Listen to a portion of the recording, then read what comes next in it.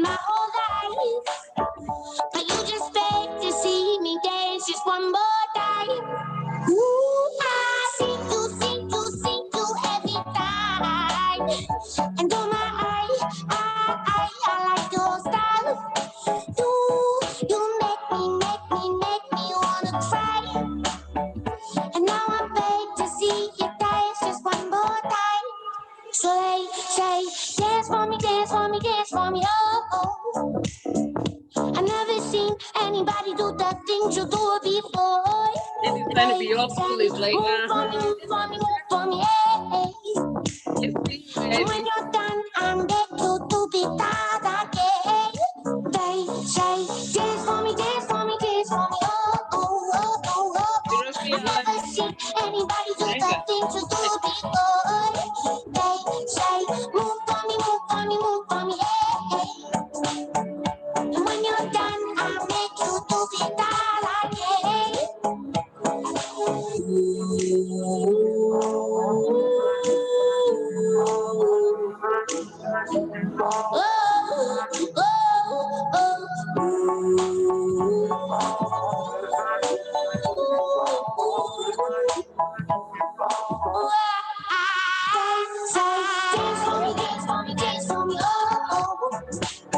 I've never seen anybody do the things you do before. They say, move for me, move for me, move for me, hey, hey. And when you're done, I'll make you do it all again. They say, dance for me, dance for me, dance for me, oh, oh, oh, oh, oh, oh. I never see anybody do the things you do before. They say, move for me, move for me, move for me, hey, hey. And when you're done, I'll make you do it all again.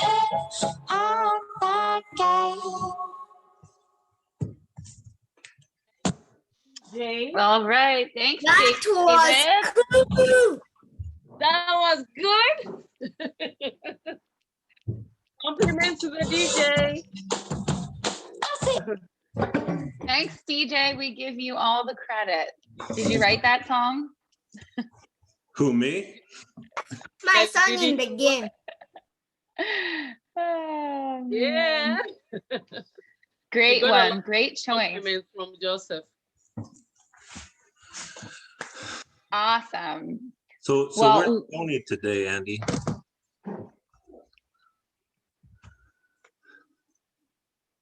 What did you ask me? Where's Tony? I sent him his request. Mom said he's gonna join. I'll remind him. I'm sure he's gonna, yeah. Because he sent me information about a video where he was kicking a soccer ball, and I saw it. It's really nice. Very nice, yeah. Uh, Did you share it in the group? Can I? You said? Did you share it in the Voice of Our Child group? No, I don't think. I just emailed it to you. But Okay. let me see if I can share it in the group, okay?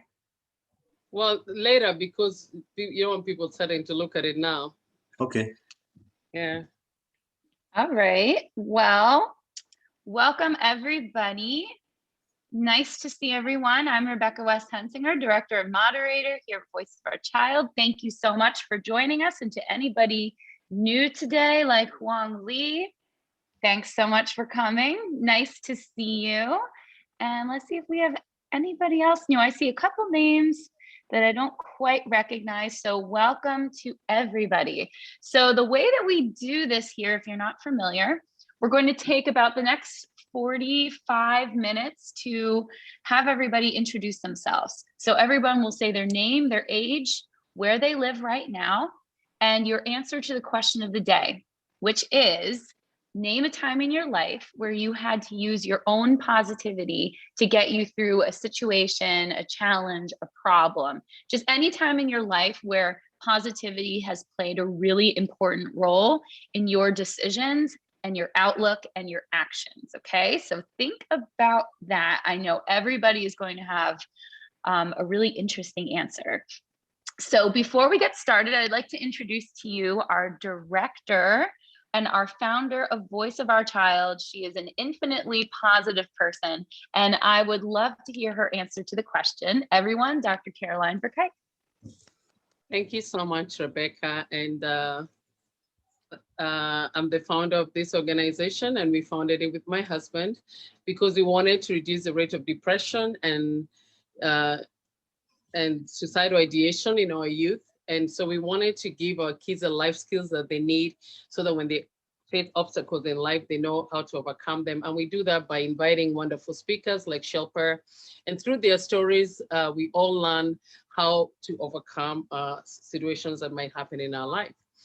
And we wouldn't be able to do all that and create the wonderful graphics and invite everybody without the help of our wonderful, beautiful director, Rebecca, who's a fashion icon. She's a current Mrs. Pennsylvania, USOA. And she's, I know that she's definitely going to win this because she's the most positive person ever out there, and she deserves that title. And a time when I was really positive, I would have to say was when I was competing as Mrs. Kenya. I was thinking of two situations, but I'll use this one because I work in the pageant system. And when I was competing as Mrs. Kenya and we were in Russia, that year I was at that runner-up, and they called the winner, but the person who came to crowned the first runners-up. So and I knew that wasn't the winner because I was sitting right there, and so I'm looking at the winner and I'm like, I don't know what's happening, but it's you who won. So, and I think, I mean, we had been in Russia for like over 2 weeks. It was cold, so most people are not very happy, excited. And the winner, who was the winner, she was, I think, 20 years old, and she happened to be Mrs. Russia. And sometimes in pageants, girls, we get emotional and lose our sense of judgment when somebody's crowned, and you start hoping it was you or wishing it was you and looking for things to say about the girl who was crowned. So they crowned the winner, and the wrong lady, and everybody started now going back and cheering her on. And I'm even looking at her wondering, why is she even accepting that, right? So when now people started moving out, they called again and said, no, there was a mistake that was done. That was not the winner. And they were trying to call the people back in. But all the contestants, or rather most of them, were already in the back complaining and saying, no, it wasn't fair. This is the lady who won and everything. And some were even taking off their sashes, throwing them to the ground. And I told everybody as I was there, I said, listen, right now this thing is being televised because it was a live show. And I said, your country is seeing you taking off that sash, which represents you as Mrs. whatever country you're from, throwing it to the ground. Your children are gonna watch this. Your grandkids are gonna watch this. This is gonna go down in history. What kind of an ambassador are you being for your country? And so a few of them kind of realized, but some are too angry and whatever. So we got back and they crowned the winner.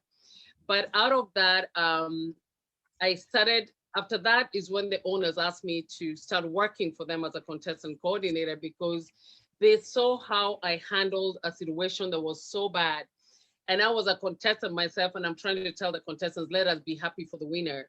And don't, like, cut your sashes. There was one had to cut them with scissors and throw them on the ground. So I think that positivity paid, because now I work as a contestant coordinator for the Mrs. World and the Mrs. America. So sometimes you just never know who's watching, and you just never know where your positivity will lead you.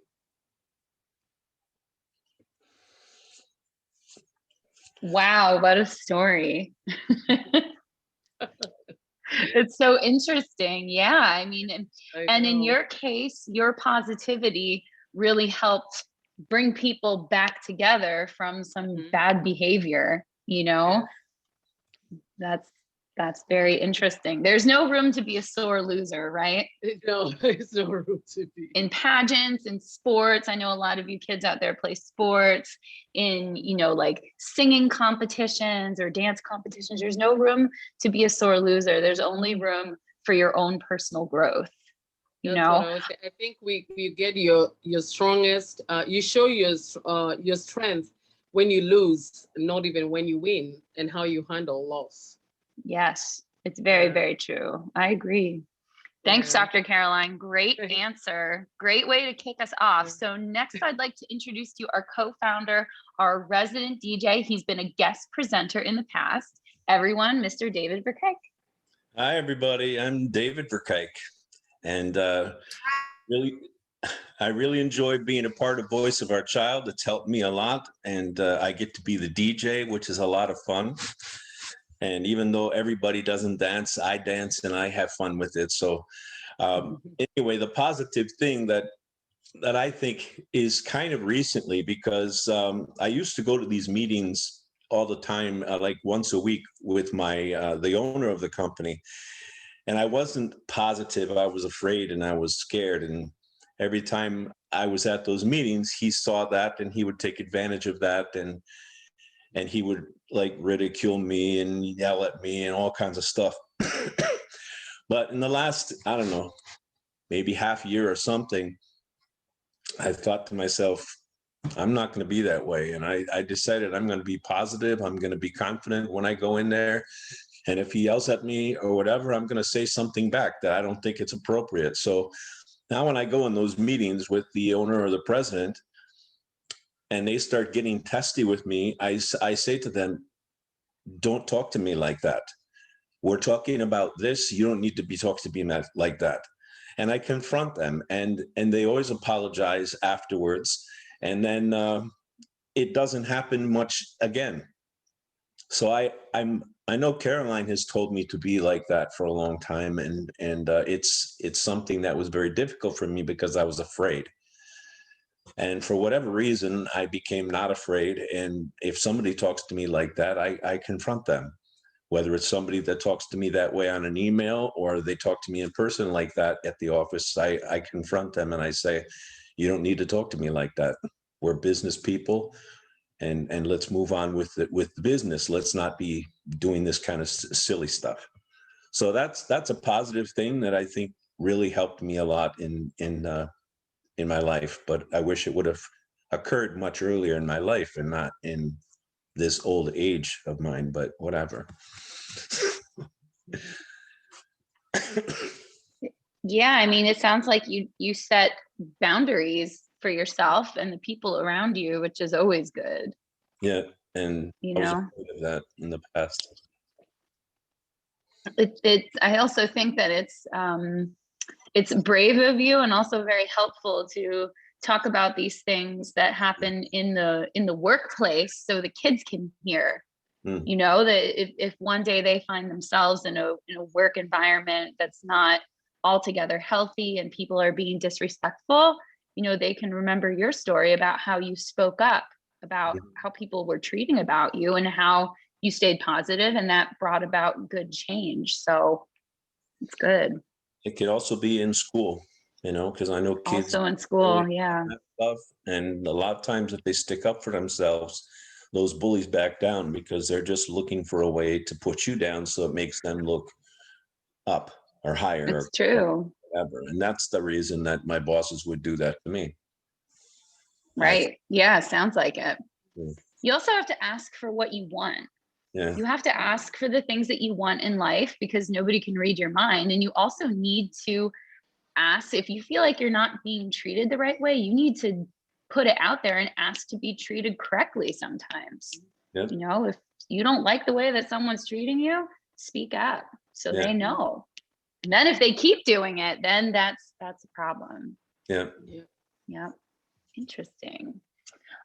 So in my life where I feel like I've benefited from staying positive, I would say is during a lot of different like triathlon and bike races that I've done. I can think of one that I did 2 years ago this week up in Canada, up in Western Canada. It was one of the hardest races I ever did because the bike course took you up a huge mountain where they had the Winter Olympics one year, and they had all of the ski jumps were still up, and it was really, really cool.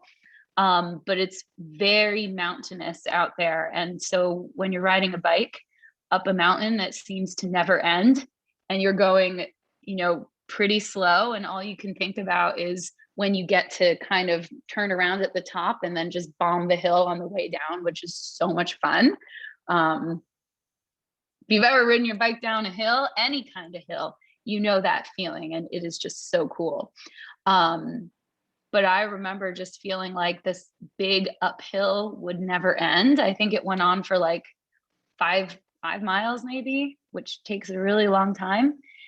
And I just remember if I let my mind, you know, think about how uncomfortable I was or how it was just never ending, then the time would pass so much slower. So I had to be positive and just let my mind go somewhere else that was pleasant and just put my head down and remember that every uphill has a downhill, no matter what, right? There's always a downhill after an uphill.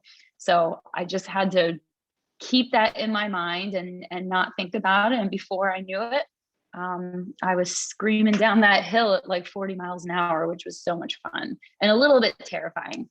But yeah, I mean, sometimes even when you're uncomfortable or, you know, you wish you were somewhere else, you just let your mind go somewhere else positive, and all of a sudden, something that was challenging or uncomfortable is over, like an uphill, you know?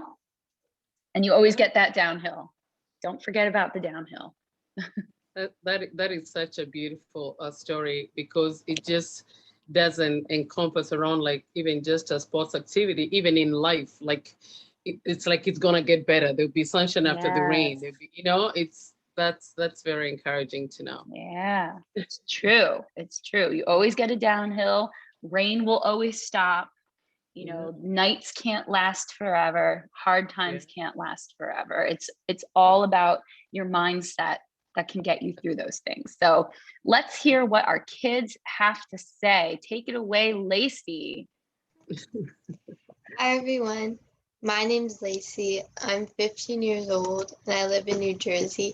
And to answer the question, I'll probably say like when I'm doing like homework and I get like stressed out or feeling like not doing it, but then I have to remember that I have to stay positive because it'll have a positive effect on my life if I do it.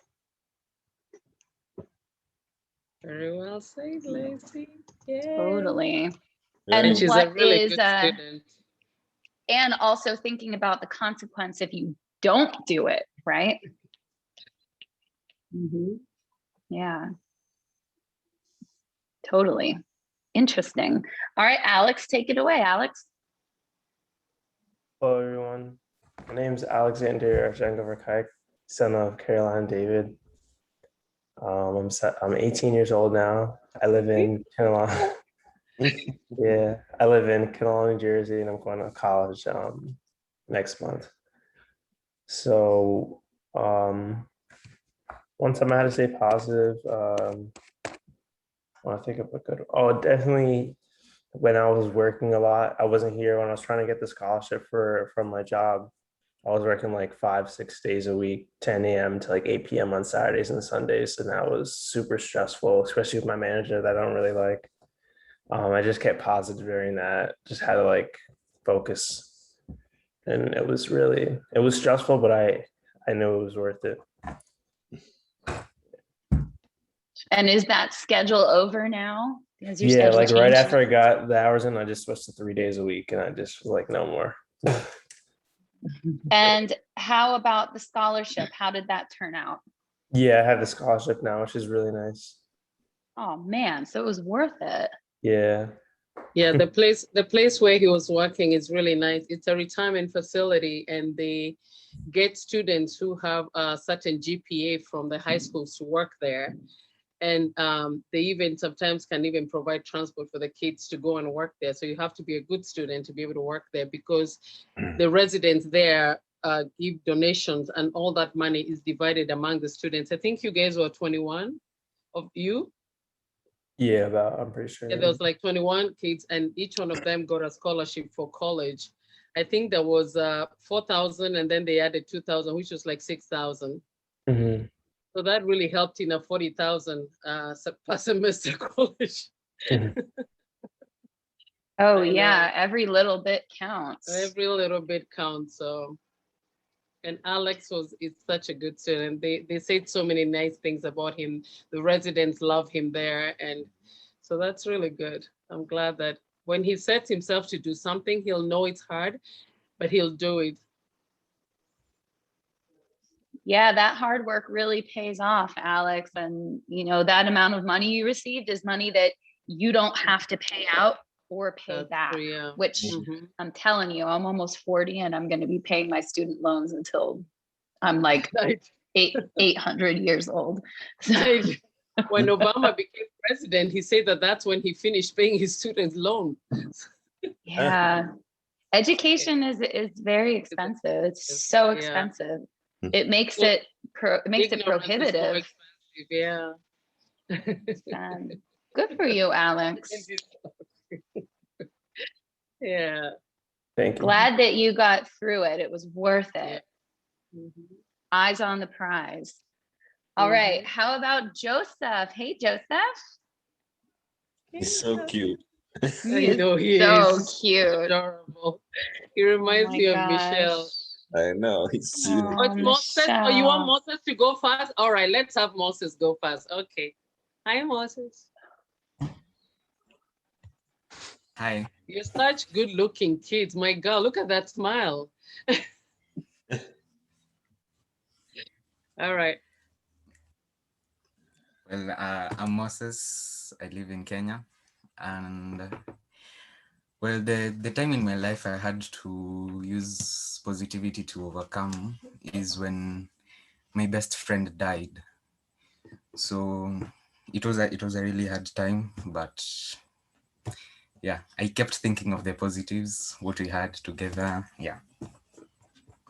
Oh, that's so sad. How old was your friend and when did this happen? Happened this year during April. Oh, wow. Oh, that's not too long ago.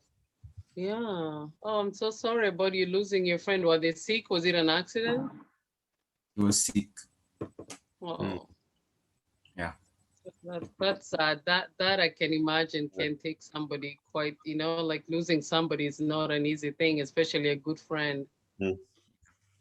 Oh, well, I hope that the memories that you shared, you know, with your friend, like keep you and put that smile on your face. Yeah.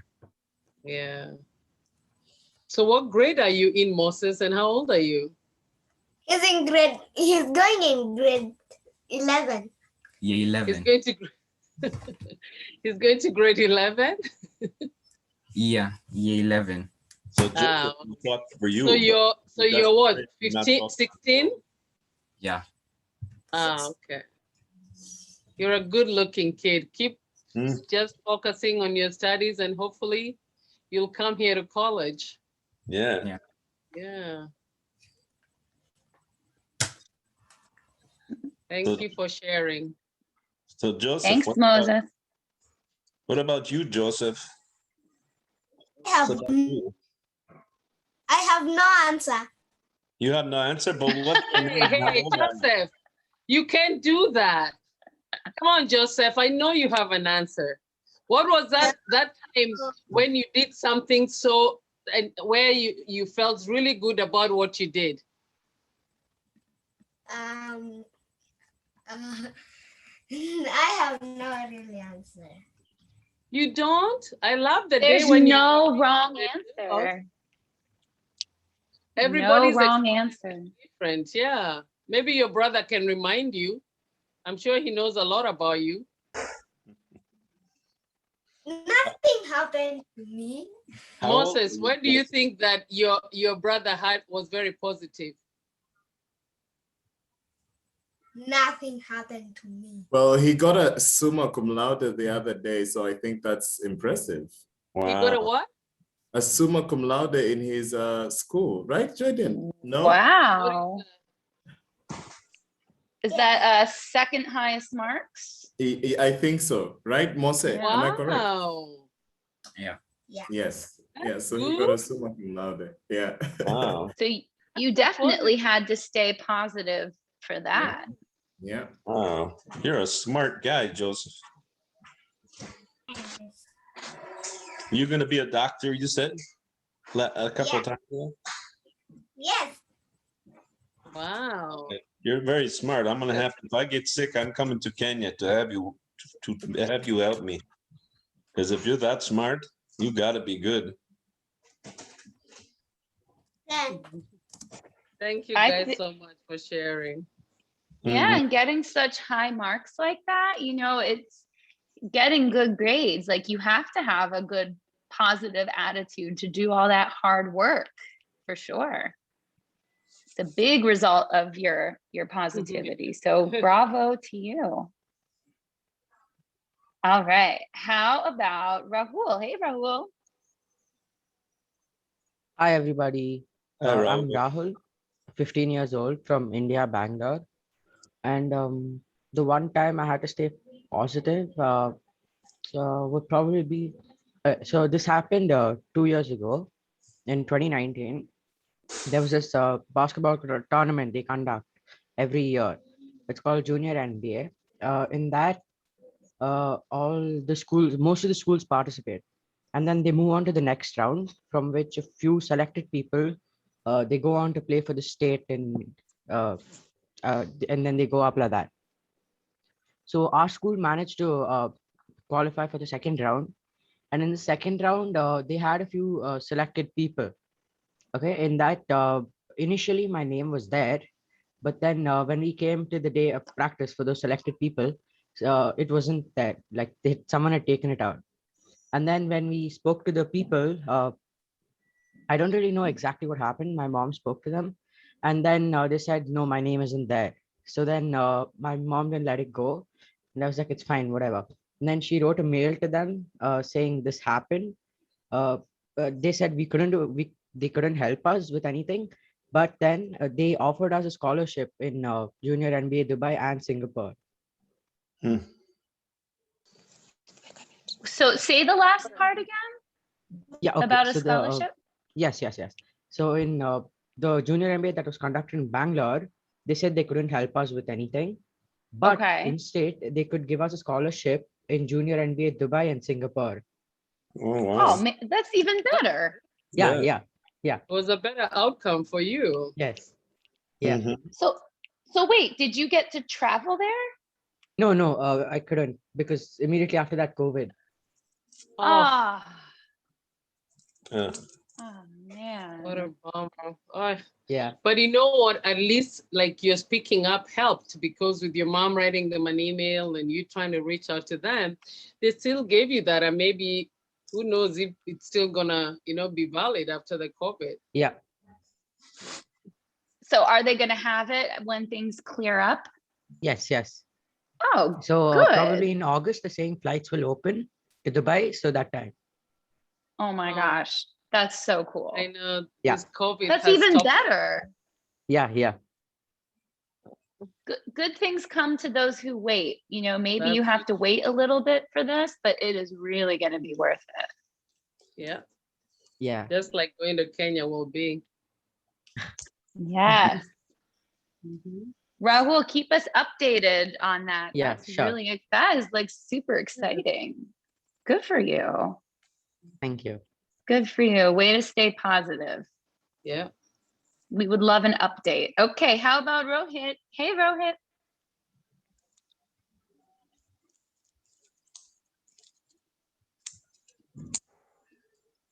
Hi everyone, I'm Rohit from Hey, Rohit. Bangalore. And what's the question? What is a time in your life when you had to really stay positive? Maybe something challenging happened, maybe there was a problem. When did your own positivity really make a difference for you?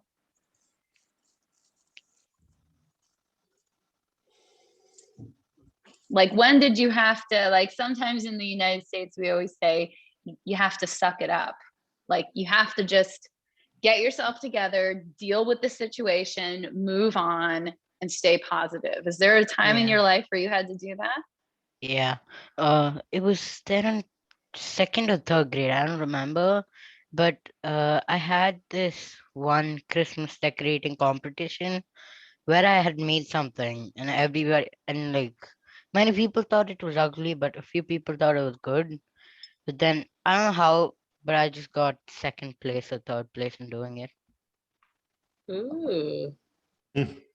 And were you happy about that? I actually was. You were? Cool. You know, second place or third place is not bad, because think about all the people who didn't get recognition at all, right? Yeah.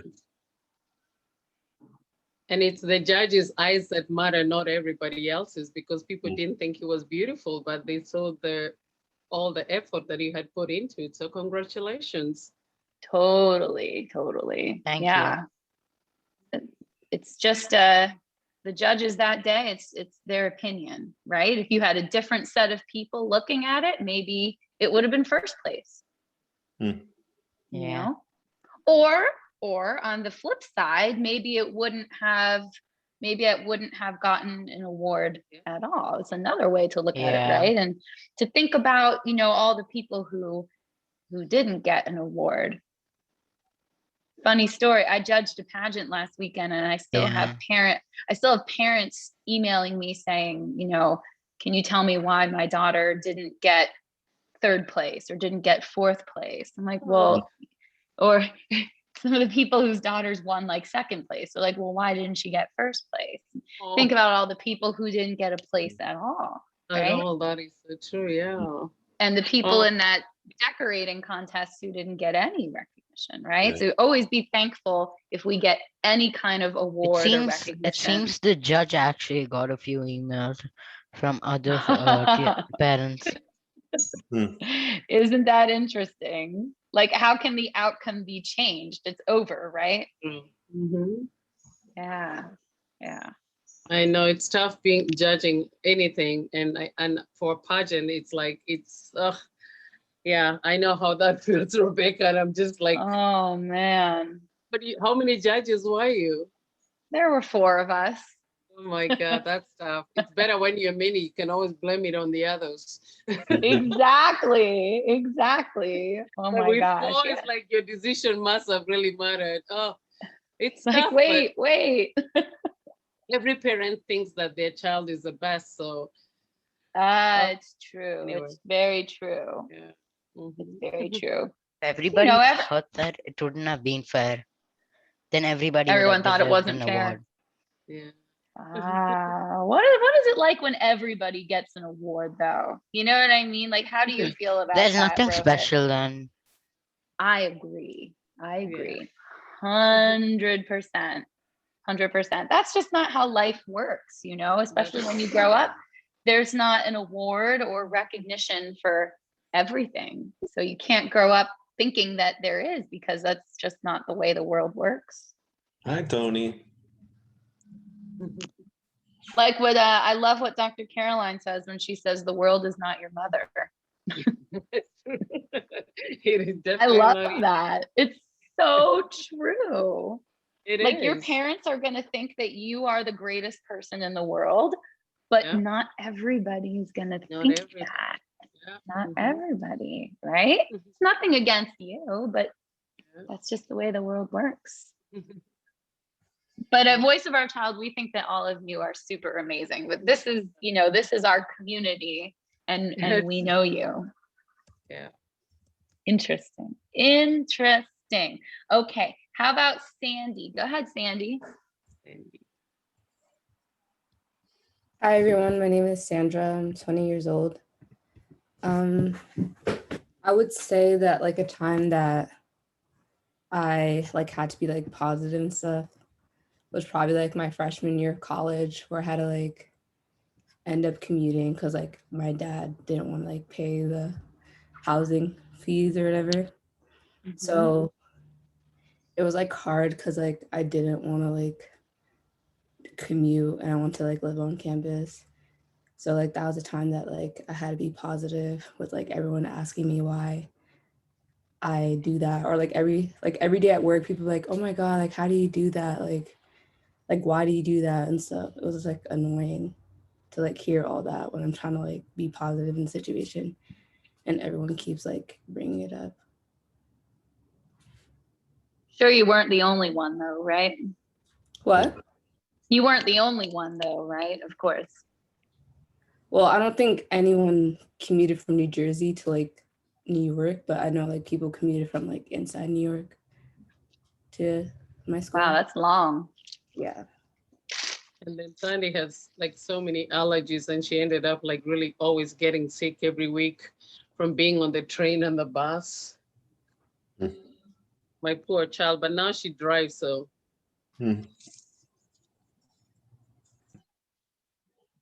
And you got through it, right? Mm-hmm. that's Not resilience right easy. there. Mhm. Yeah. Not easy. Sometimes, you know, disappointment is just no fun, right? When you wish that things were a different way, Yeah. but there's nothing you can do about it, then you're forced to suck it up and be positive, Mm-hmm. you know? Yep. The situation can always be worse, right? Yeah. It can always be worse. Interesting. All right. How about Tony? So, Tony, usually, Hey, what Tony. are you guys talking about? I just joined. I yeah, he just don't know. joined. So, Tony, what's a time in your life when you had to be really positive, when you had to think positive, when something was hard or disappointing or it was a problem? When did you have to be very positive? Um, to be honest, like every time, that should be good to be positive every time. Mhm.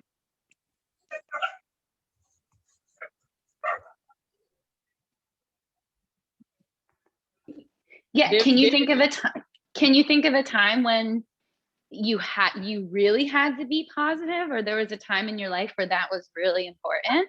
Can you give us an example if you can? Oh, wait.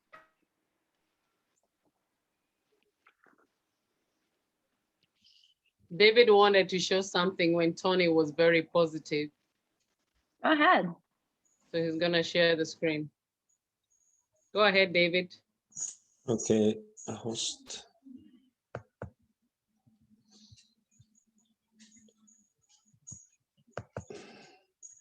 I think, do you have to give me permission to share my screen? Oh, hold on. Oh yeah, here, hold on. Yeah, there. They got it.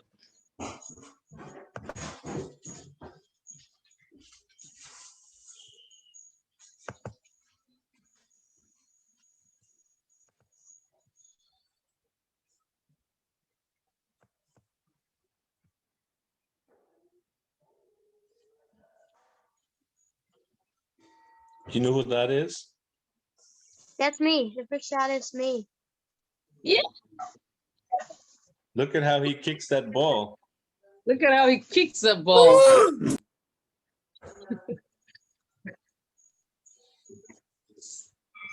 That looks like somebody I know. That looks like That's a another positive guy. person. Yeah, that is another guy. He's my friend. Which one? You see two kids are standing there, Yeah. and number 5 is me, and that is my teacher. Ah, wow. He's very good. I watched the whole video. He's really good. Did you really It's kick the ball that hard, Tony? yeah. That was like Wow. when I was grade 3 or grade 2. I don't remember. Really long time ago. Wow. Good job. That's so cool. So that's soccer, right? Or football? That is soccer. Soccer. So every time that you kick the ball towards the goal, do you make it in every time? Of course not. Aha. So somebody who stays positive is definitely someone like you who understands that every time you kick it, you're not going to make it in the goal, but you don't give up, right? Yep. You keep trying. Nobody makes a goal all the time. Yeah, of course. Of course, right? But you don't get so disappointed and quit and walk away when you don't make it in the goal. You try Yeah. again. That's being positive. That's being positive. It's good. Caroline, do I have it the right way now again? Yeah. Okay. I Very impressive, Tony. I really enjoyed watching I that video. also in another video. It's also in that channel, but um, you know, it's not like the previous video because I don't that is a whole entire match and yeah, so it's a whole entire match with all of my teammates. So in the video I didn't like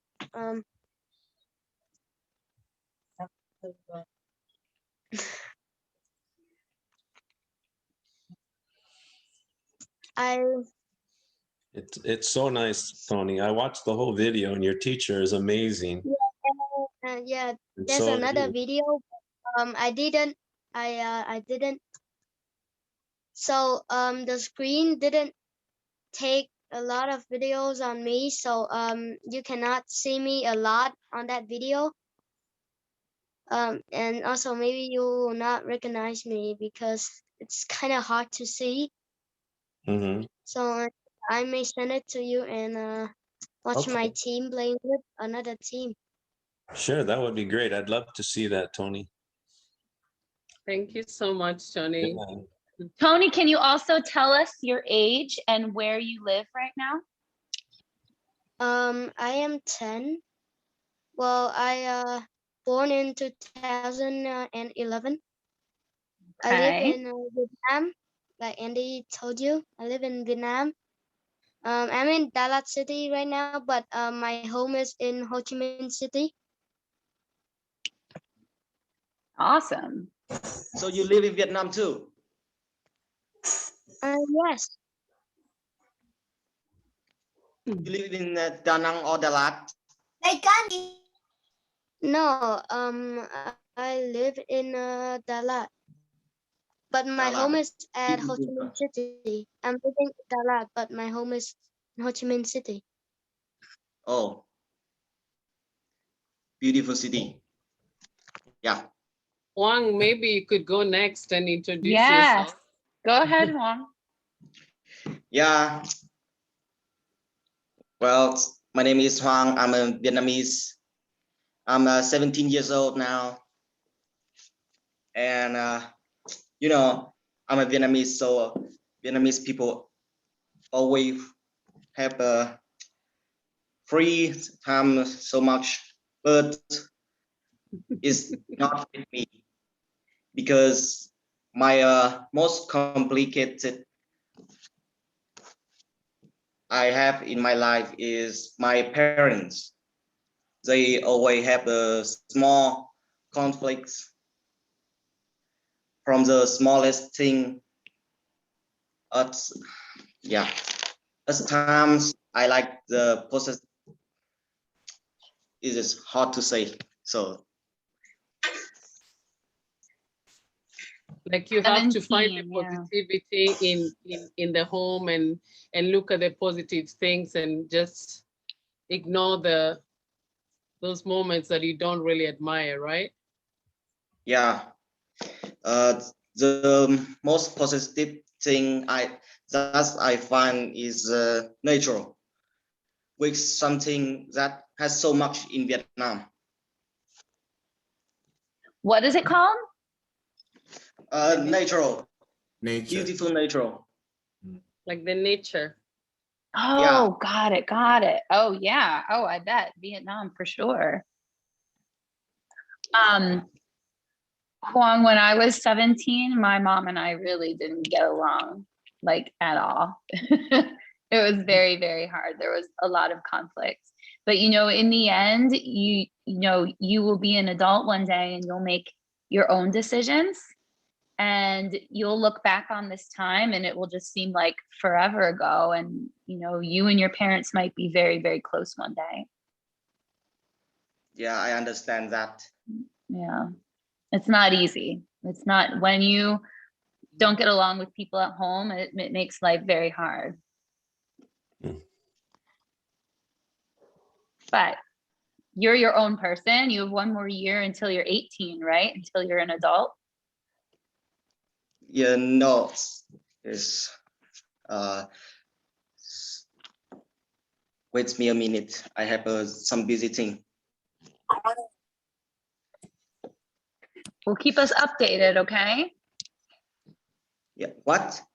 Keep us updated. Keep in touch. And if you ever need someone to talk to, you can find us on our WhatsApp chat group. Yeah. Thank you. I Of like course. him. Of course. Yeah. I have something to tell you guys. Is has a live. No. Wait. Have a thing that Vietnamese people call that the secret, because they never tell no one. They tell no one their family things, family problem of them. So they are very secret. We understand. Your secret is safe with us. Yes, very much so. Thank you about that. Of course. Thank you. Yeah. This is family. What happens here doesn't leave this room, this family room. When we go live, that's why we don't do this live. It's just us, and then when we go live, it's only when the guest speaker is speaking. Yes, and that's for reasons just like Huang Li said. Exactly. Exactly. And speaking of going live, I think we're just about at that time. So if we have any more kids who would like to introduce themselves, Andy, Yati. Oh yeah, I'm here. Okay, so I'm not able to have my camera right now because it's lagging a lot. But I mean, hi everyone. My name is Yatarth, but you can call me Yeti. I'm 15 years old and I'm from Bangalore, India. And I'd say probably the one situation would probably be when I had a school project, and like our team, we had like a lot to do for a school project, and this was I think in ninth grade for me.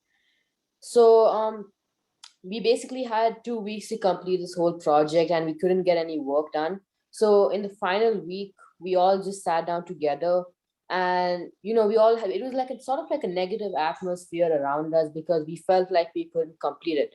So then, I mean, me and my friend, we tried stepping up for the team and like create a positive atmosphere so that everyone could, work together in synergy and complete it. And did it get done? Yep. I mean, the teacher was quite happy with it. Everyone else had done well, but we also did good. I'm not surprised to hear. All right.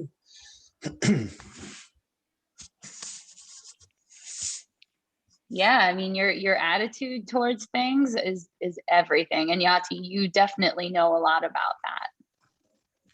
Oh, thank you, Rebecca.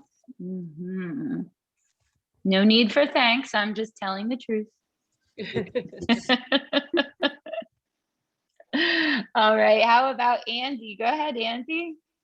All right. Thank you so much, Rebecca. I'd like to say, Huang, I'm so proud of you, first of all, for joining today and sharing that. Huang is my student, and I'm just really touched by his story.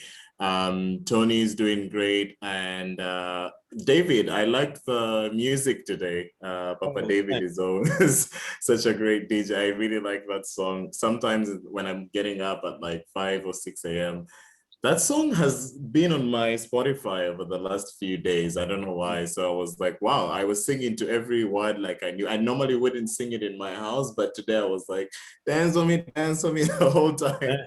So I enjoyed it, Papa David. Thanks. That's good. All right. So a time where maybe I was positive or there was so much positivity around me that I overcame something. I want to switch it up a little bit and speak about a time where the people who were around me were so positive that I even became positive about something.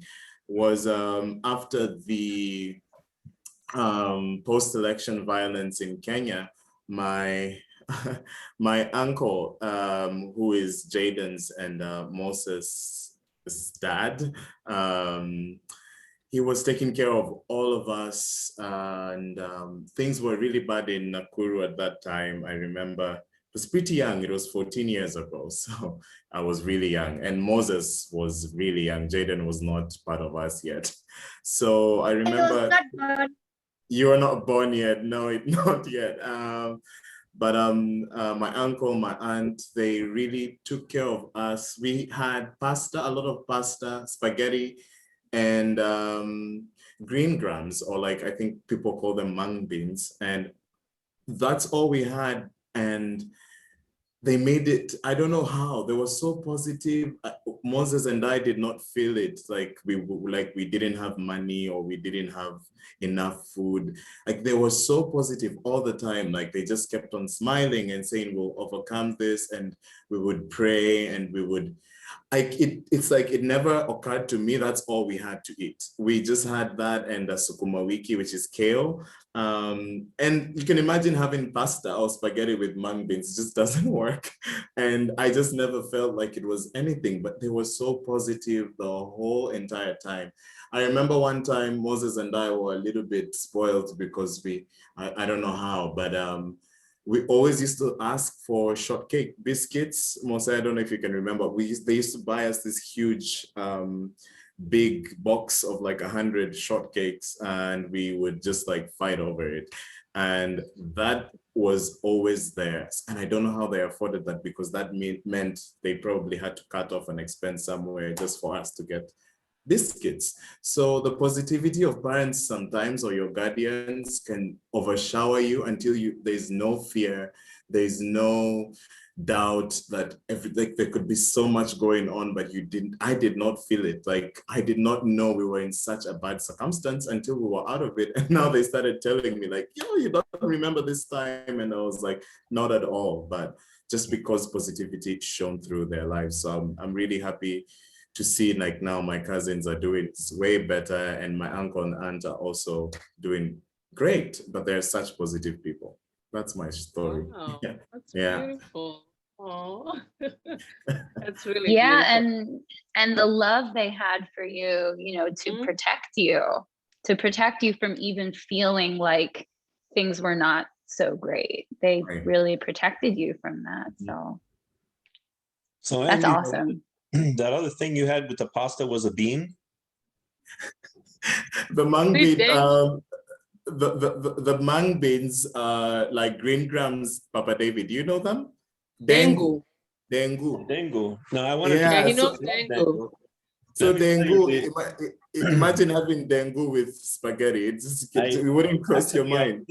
I can understand that, because that used to be one of my favorite dishes. I always was begging to have Yeah, pasta in bean. but in Kenya, mostly the people who are eating that are people who can afford it.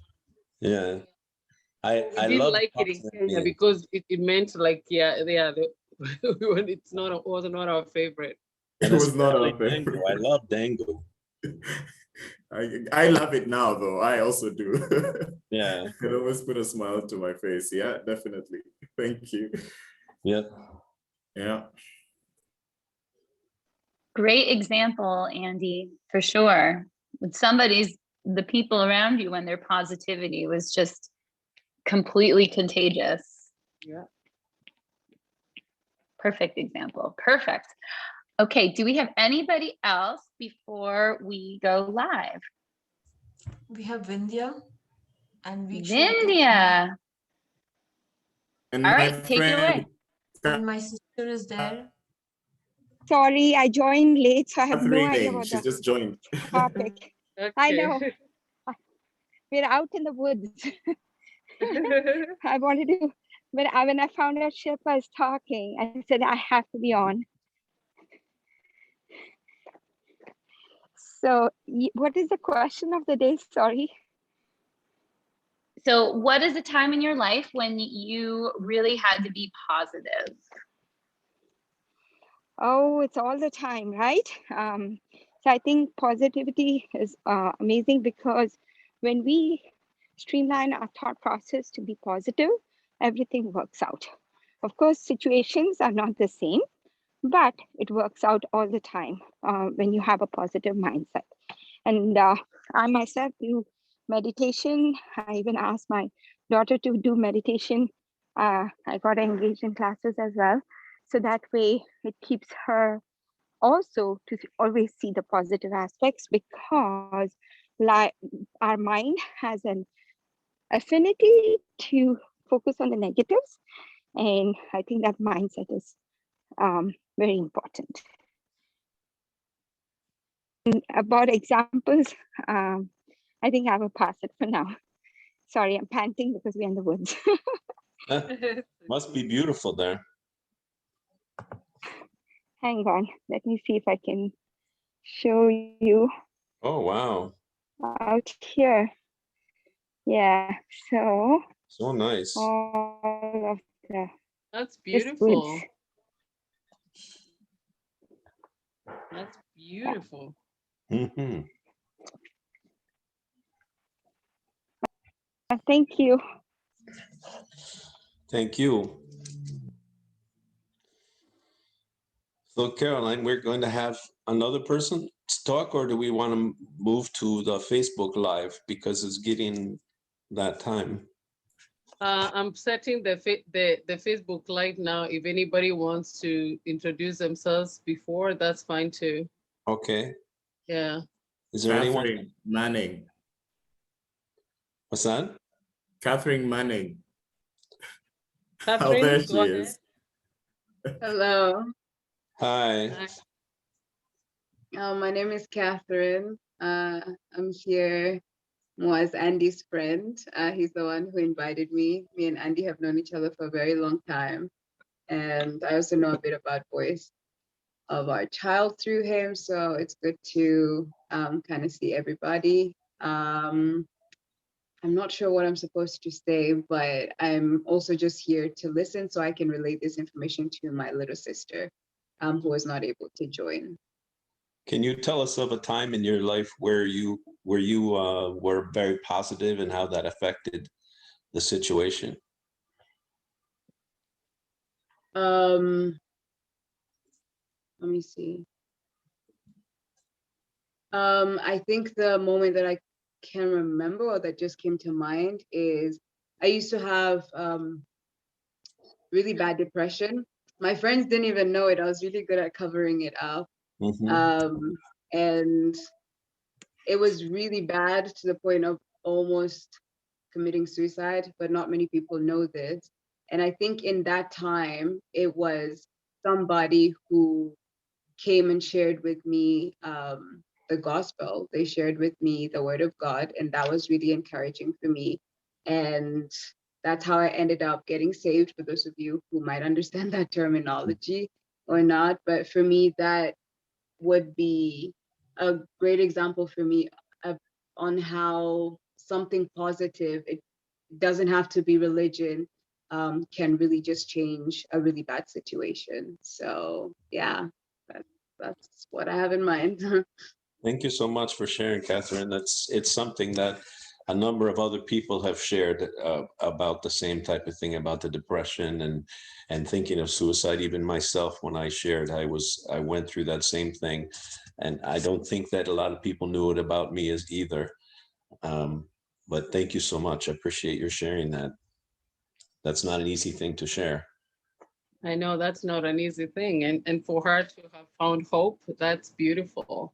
Mm-hmm. Yes.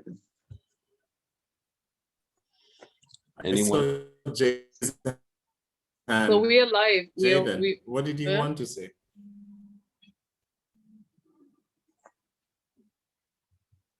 Who's that, Andy?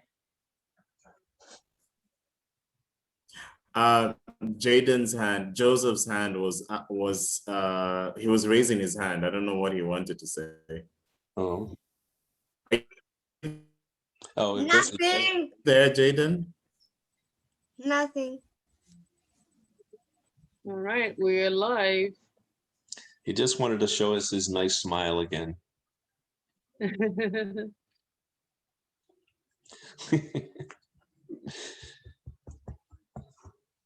Anyone else want to share?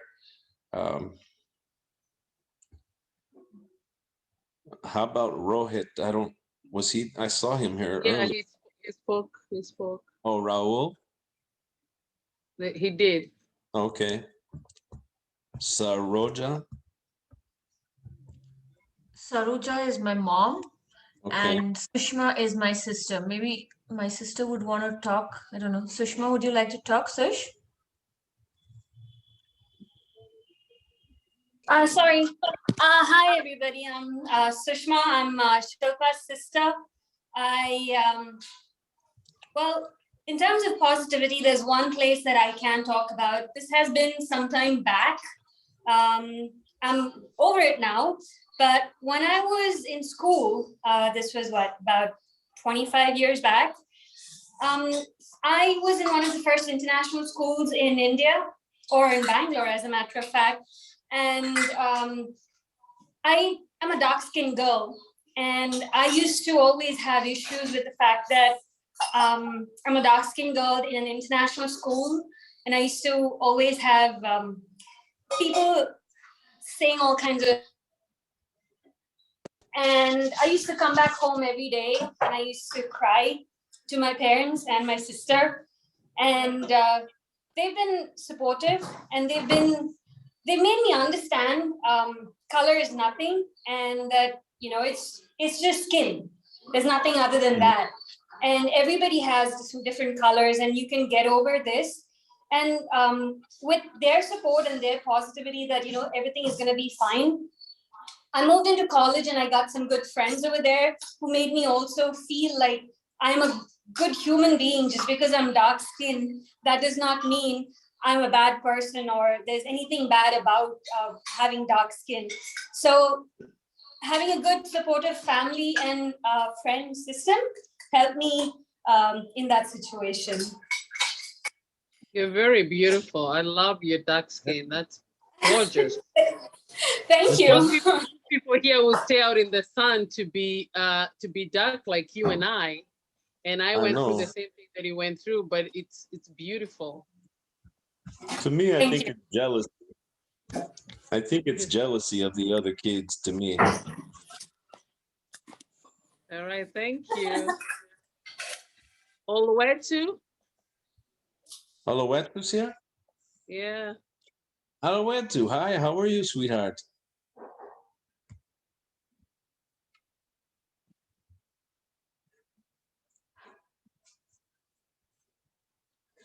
I can't hear her, mommy.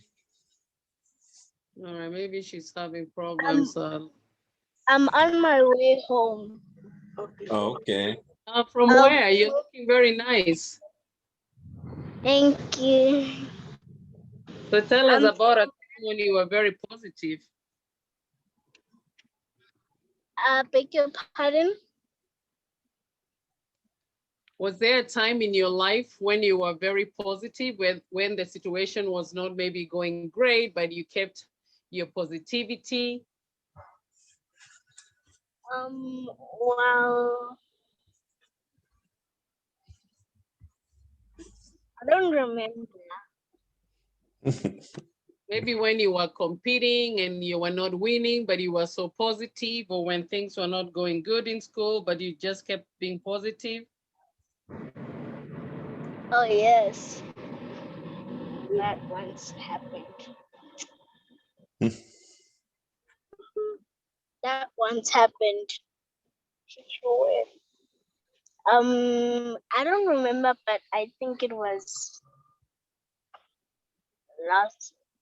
When was this? I don't know. I don't remember.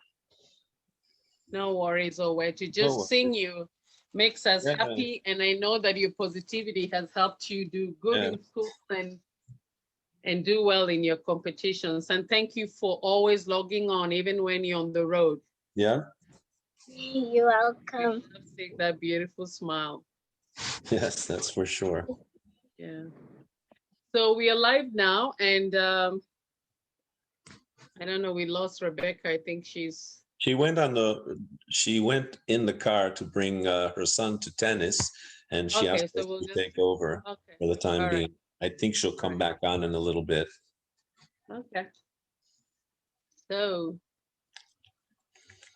So hi, everybody. My name is Caroline Bakaik, and I am the founder of The Voice of Our Child, together with my husband, David. And it's my husband, David.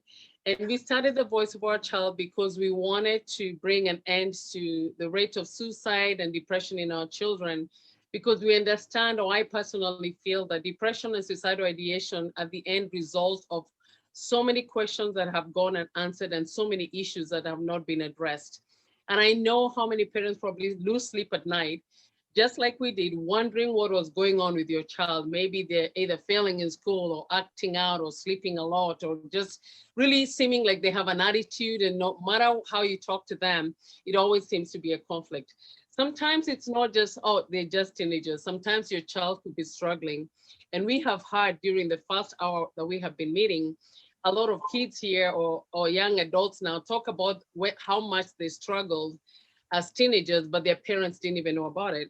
There's so many adults as well who have struggled with depression, but because of um, the mentality that depressed people are crazy people, that stigma prevents a lot of people from talking about it. But we here at The Voice of Our Child know that depression is the same way you could be diabetic. It's the same way you could have cancer. It's the same way you could have whatever else that you have.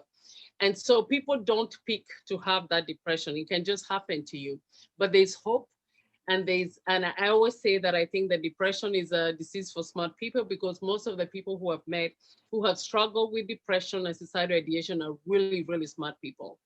So that stigma of like maybe they're crazy or something like that is something that's out there in the past and should be ignored. And people should really be able to talk about their struggle with depression. I don't have depression myself, but I've lived with people who have depression, my husband and my daughter.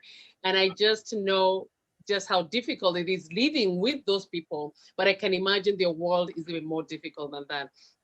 So here at The Voice of Our Child, we zoom in from kids and parents globally around the world to offer life skills, lessons that our kids need to learn, because out of those life skills, they will know how to overcome obstacles when they get to them in their life. And today we are just so blessed to have none other than Shilpa Spudi, from all the way from India. She's a lady who has done amazing things in her community, a lot of humanitarian services. We have seen her on so many articles that she has shared with us. And also just somebody who doesn't just sit home. She goes out and does the work and for other people, like giving. She finds joy in giving of her services and herself to others. She's the mother of our favorite national anthem singer here, Yati, who can sing over 260 national anthems and has really blessed us with so many national anthems. I'm sure he'll be singing the Indian national anthem because his mother is the one who's speaking. And so together with my husband and our director, Rebecca, we have been able to feature so many speakers here, and we have been able to see so many lives changed here, because here at The Voice of Our Child, depression and mentality are not seen as a weakness, but as a strength. Those people have overcome so much in their life, and we feel that we are the step to reducing this rate of depression. So if my husband can just say a few words, and we'll have Yati sing the national anthem of India in honor of his mom being our speaker today. We have so many people from so many different countries who are represented here today. And that just shows us that depression, mental illness, or just the thirst to learn is not just an American thing, it's a global thing. And we ask you to always join us or follow us on thevoiceofourchild.org, or every Saturday from 10:30 a.m. we have that first hour when we don't go live, and that's when everybody just gets to share what's in their heart, and we have a question of the day. And today's question of the day was, what is one time in your life that you were so positive? And it was just beautiful to hear all the stories of all these kids and all these adults talk about situations where they have felt positive. So David, if you could just briefly introduce yourself, we'll have Yati sing the national anthem, and then we'll have Shilpa talk to us. We can't wait. Hi, everybody. I'm David Verkuyk, co-founder with my wife, Caroline. And also I get to be the DJ. If you want to hear the music, join us for the first hour. And if you're interested, please send us a notification in the chat, and then we'll send you information to join us for that first part, and you can enjoy my song and dance. Anyway, I'm David Verkijk, and I have been blessed with this organization because it has helped me to deal with a lot of the depression and anxiety that I have gone through. And so it's not just for kids, although a lot of the people on the calls are on our children. And so I don't want to say a whole lot more because I want to hear the talk from Shilpa, and also the song Indian National Anthem from Yati. So thank you. Thank you so much, David. And people could also write to us through the voiceofourchild@gmail.com to hear more about what we are all about. So, Yati? All right. I request everyone to stand up for the Indian national anthem, please.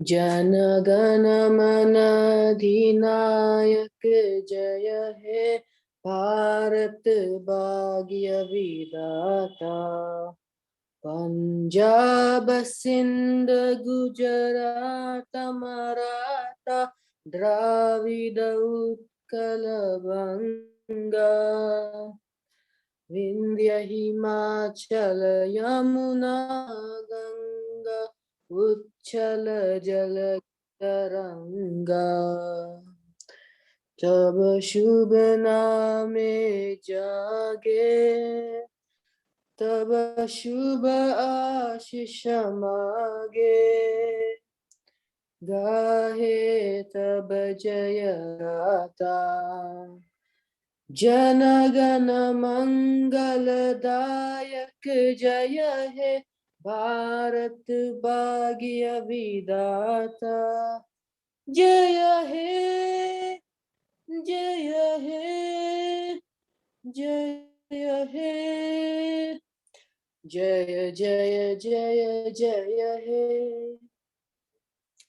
Thank you. Thank you. That's beautiful. You're welcome, guys. Well, Shilpa, take it away for us, and thank you so much for being our guest today. Thank you, Carolyn. Hi, everyone. Carolyn, I would like to share my screen. Sure. And everybody, if you could put your screen to speaker's view, that way you can be able to just see our guest speaker. There you go, Shilpa. What do? I can.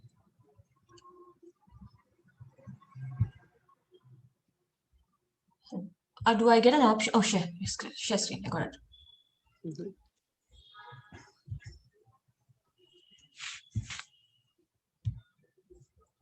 You can see? It says, yes, we can. Okay.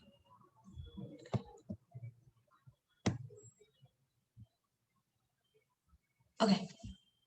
So you can see the whole screen, right? I mean, I can see my screen. Okay. So good evening, everyone. Thank you, Caroline. Thank you, David. Thank you, Rebecca. And thank you all of you all for having me over. I'm kind of nervous. I usually don't. I don't know. I like to go impromptu. That's one thing I've learned from Yati again. So I just made a few pointers, but I just wanted to make a small slide to show about what is my strength, which is kind of driving me to what I am today. Well, the first thing I want to talk about is resilience and positivity. That's my topic, which I chose. Why resilience is because that's something very, very close to my heart. It may sound like a negative word, but honestly, resilience is something which has kept me going all through the last few years where we have had to go through the ups and downs. And what is resilience is the capacity to kind of bounce back. And I like the word, I like it because, it's not always about, going down or being sucked in, you can always hit a bottom, rock bottom, and you can still bounce back. One second. Okay, Yati's. Okay, so basically, even if you hit the rock bottom, you know, it is always a thing where you can bounce back. So that's what it is what resilience is. So the other thing is positivity, and I feel positivity and resilience are both go hand in hand. Again, we all know what positivity is. It's being optimistic. It's all about attitude. And if you have this resilience and positivity, you can kind of achieve the world, according to my experiences. And yeah, so traits of a positive person is, again, being resilient. I just made a few cartoon things where, you know, it'll be a little more interesting for the kids also to kind of think. So where, you know, it's positivity is again about resilience, and who can manage stress very well. Of course, I don't think I categorize into managing stress well, but yeah, I kind of know how to handle it, but not very well.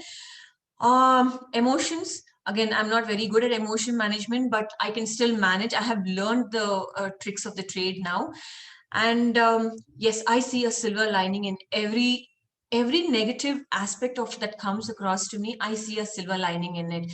So even if I fall, or even if I've had a very, very bad experience, I kind of try to pick one positive, and I kind of hang on to that positive thing. So even COVID has not been easy on any of us, just not me, you, or anyone, but on any of us. And especially when the second wave hit, it kind of like, you know, we had literally every household there was one tragic story to be told. So it's not been easy, but look at the positive side of it.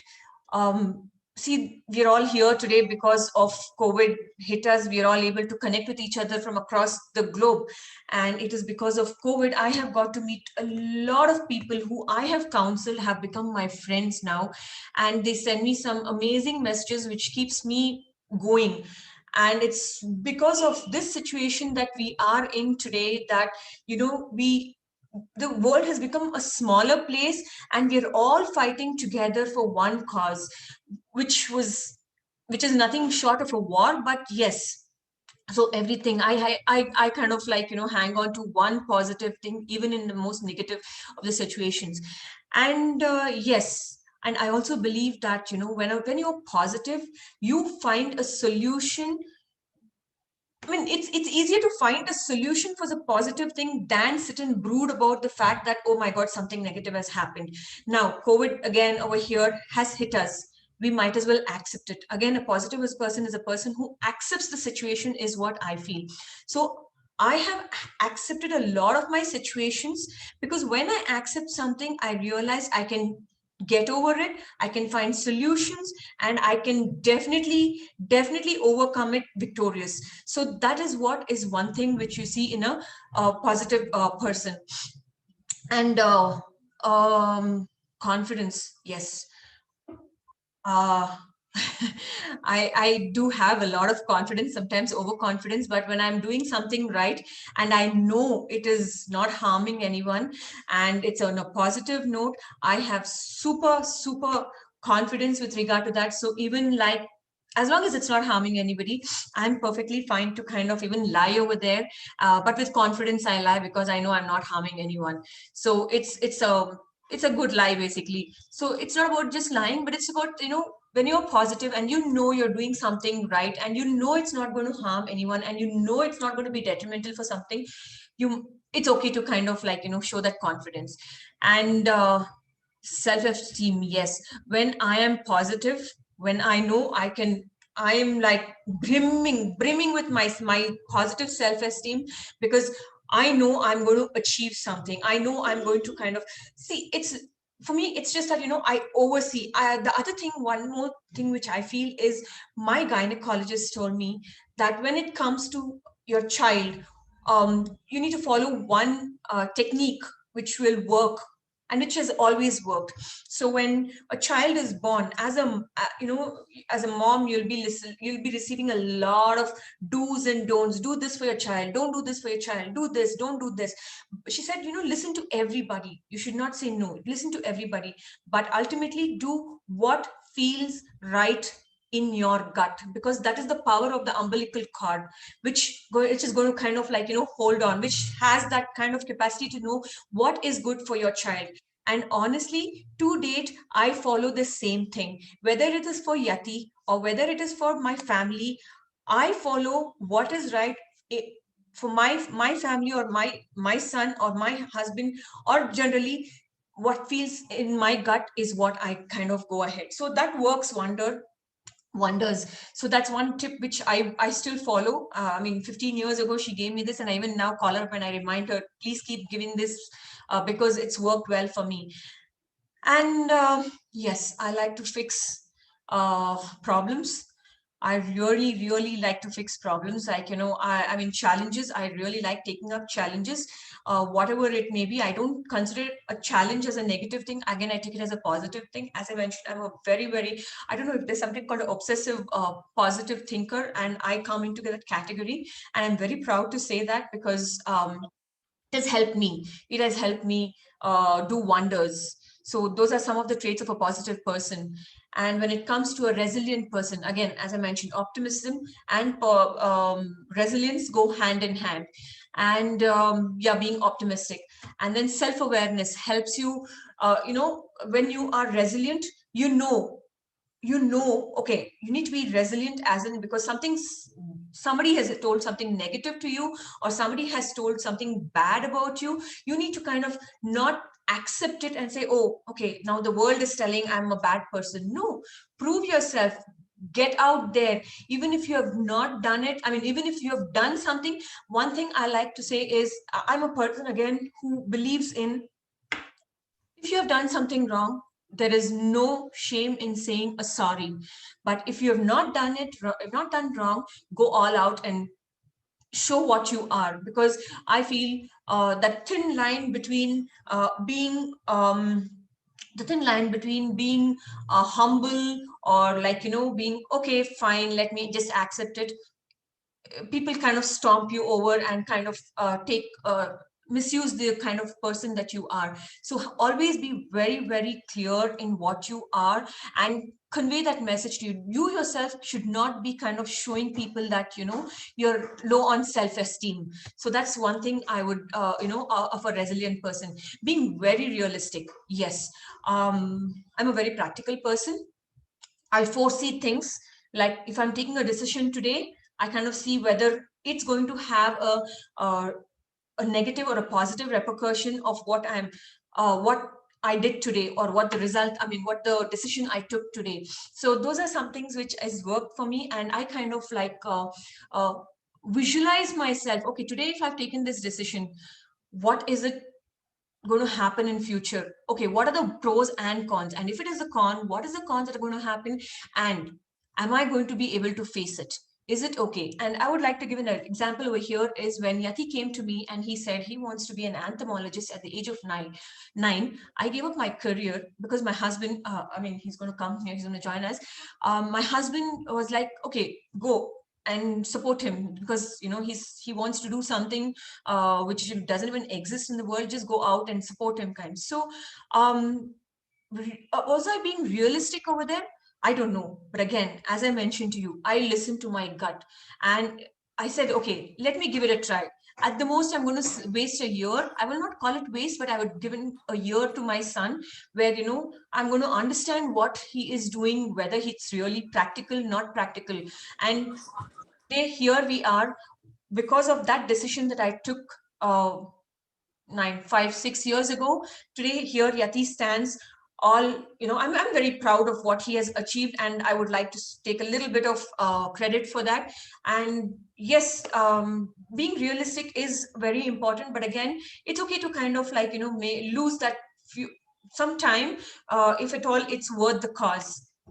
And keeping calm under stress. I'm sorry, I don't. I'm not at all a calm person, and I'm stressed. I get agitated, but yes, I'm going to get there. Empathy. empathy is something which we really need to kind of see in a resilient person. That's something which I feel like very close. I feel empathetic. Um, Caroline, can you just mute that person who's talking?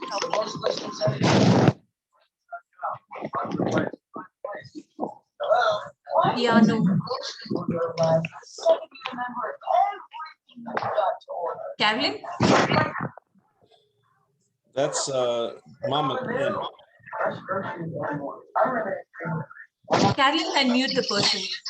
Caroline, can you mute Mama Ken? Sure, yeah, I'm looking.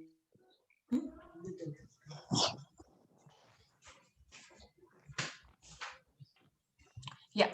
So empathy is something which is again very, I feel very close to heart.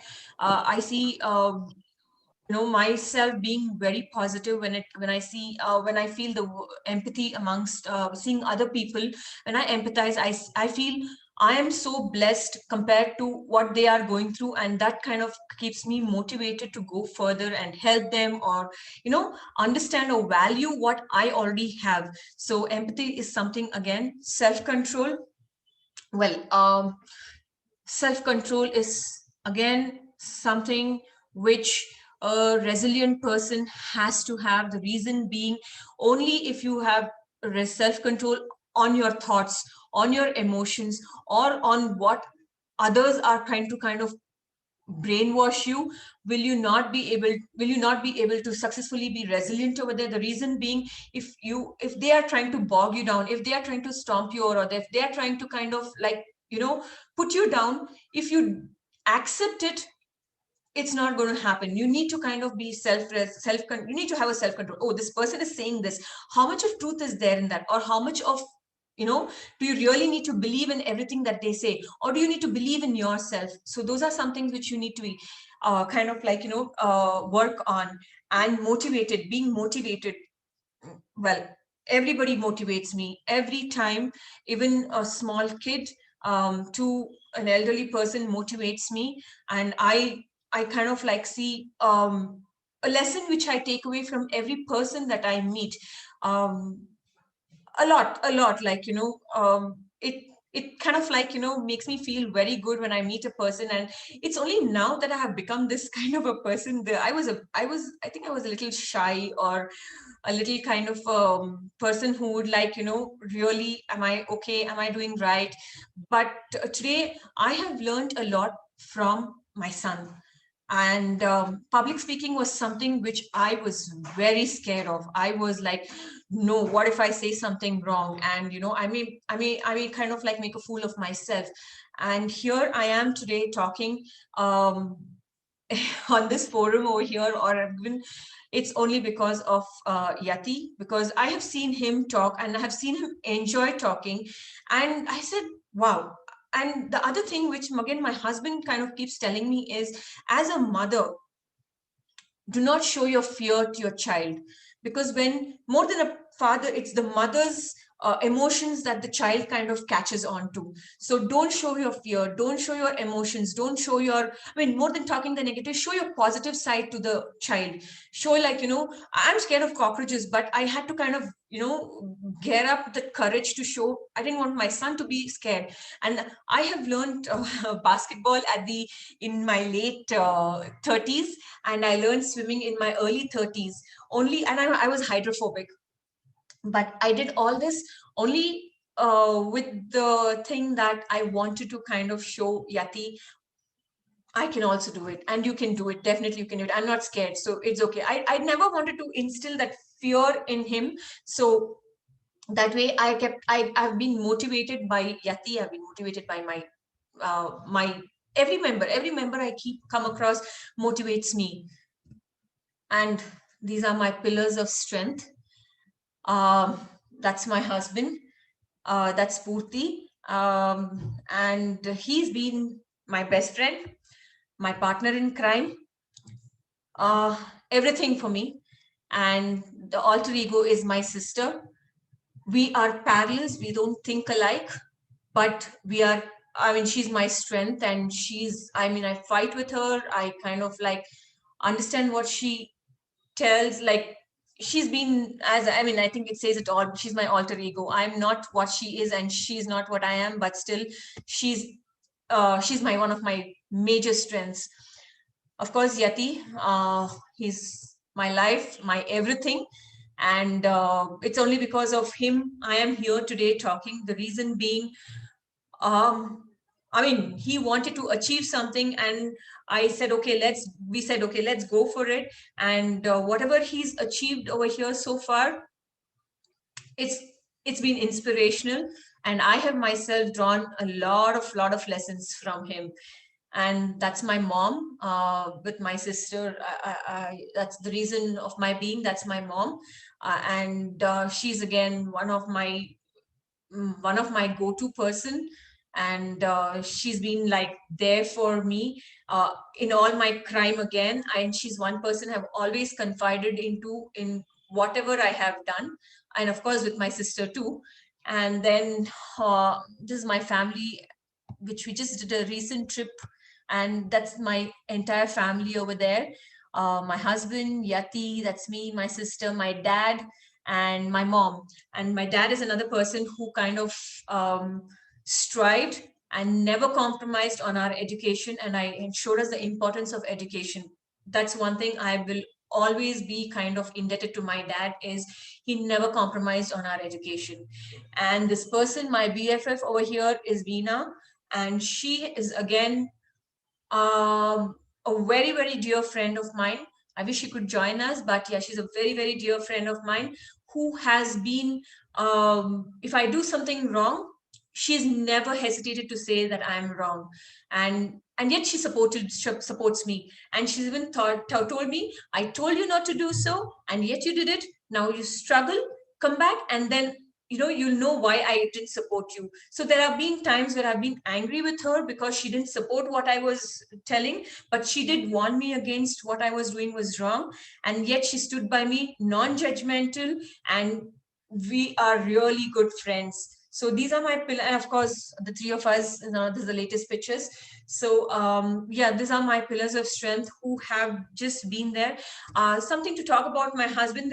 One other thing I would like to tell is, when I met my husband in college, we dated for 8 years, and then it's been 19 years since we are married. So I know him for literally half my life, more than half my life. And he's one person who motivated me to just do what I believed in was right. Never put any kind of a chain or strings attached. I wanted to study further, and he said, go for it. And in fact, I gave my GRE, my TOEFL, my visa got rejected because it was the first year anniversary of 9/11. And I was here sobbing and crying. And he was like, no, it's okay, don't worry. And he just stood by me. And even today, the decision, whatever I am today or whatever I am doing, it's solely because he has never once complained, what you're doing, you're not there.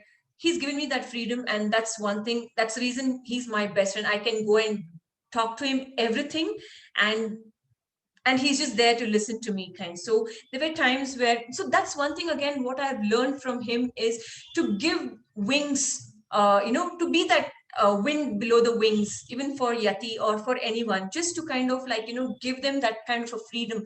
For any child, I'm talking about being a child, I mean, be it for your child, a friend, or sister, brother, just be that wind below the wings so that they can soar. And if they fall, just be there for them to hold. And that's what my husband has been for me, and my family has been for me.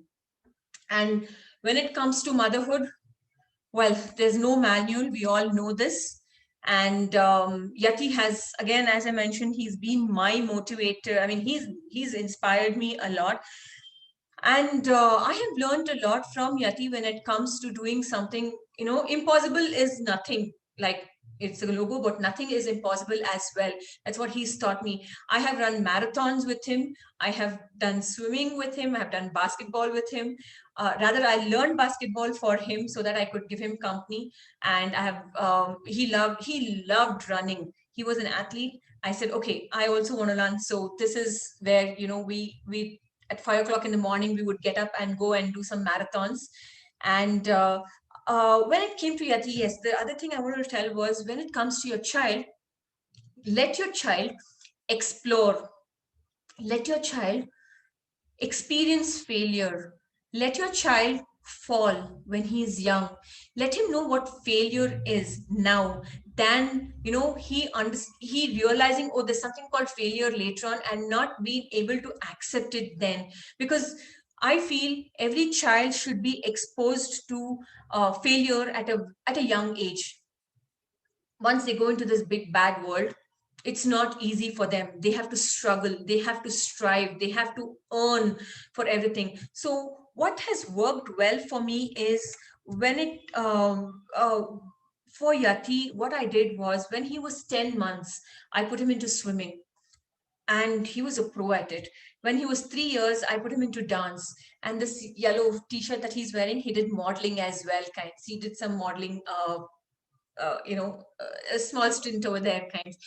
And then he did classes like Rubik's Cube class. He did tennis. He has done basketball. He's done paddle, mm, uh, music, 2 forms of music. So what I did was expose your child to everything, so that when they reach a certain age, you can tell them to pick and choose what they want, and what they want to kind of continue as a career, or continue in a more passionate way. So that's how he got introduced to music, and that's how he got introduced. He is where he is when it comes to national anthems. So what my thing is, you need to expose your child to all the things. And if he says tomorrow he wants to come and say the weirdest of the things, I want to be a chef, let him be, let him try, let him spill, let him cook, let it start from home, or send him to classes.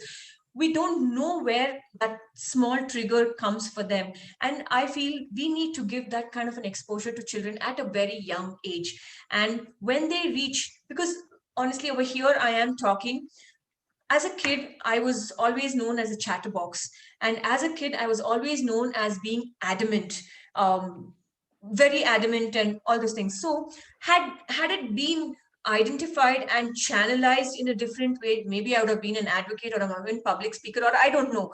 And here I am today. I'm an architect who's a professional architect, has a career, and yet I am doing something called a student mentorship, because I'm very passionate about, giving a child something which he wants to do, which is not there in the curriculum, which they don't want to do, and they want to do something different, and which we have very limited resources for that in India. So I want to be that person where the child can explore at a young age. So I'm kind of like working with another team, where we kind of give an exposure to children when it comes to community service.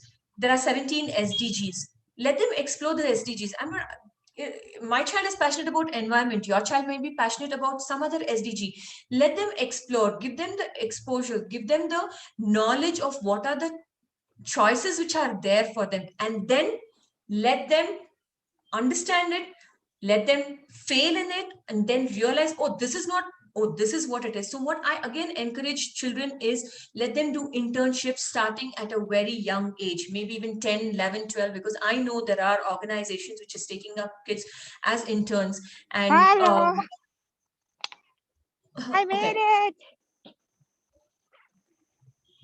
So what I would say is, like, let the kids kind of do internship, and if they want to do medicine, or if they want to do, if they want to be an advocate, but they're Farmers still market kind of close ಆಗೋಯ್ತು. covered. Caroline, I think you need to mute Is it Vindhya. Amma? I think she's.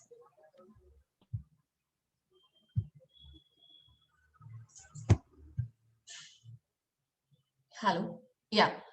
So so what I was saying was, like, they need to kind of like, so coming to the internship. So what I would say is, if they want to be, let them do an internship at the starting at the age of 10, 11, 12, spend some time in an advocate's office, or be it they want to go to a chartered accountant, or they want to do medicine, let them go and explore.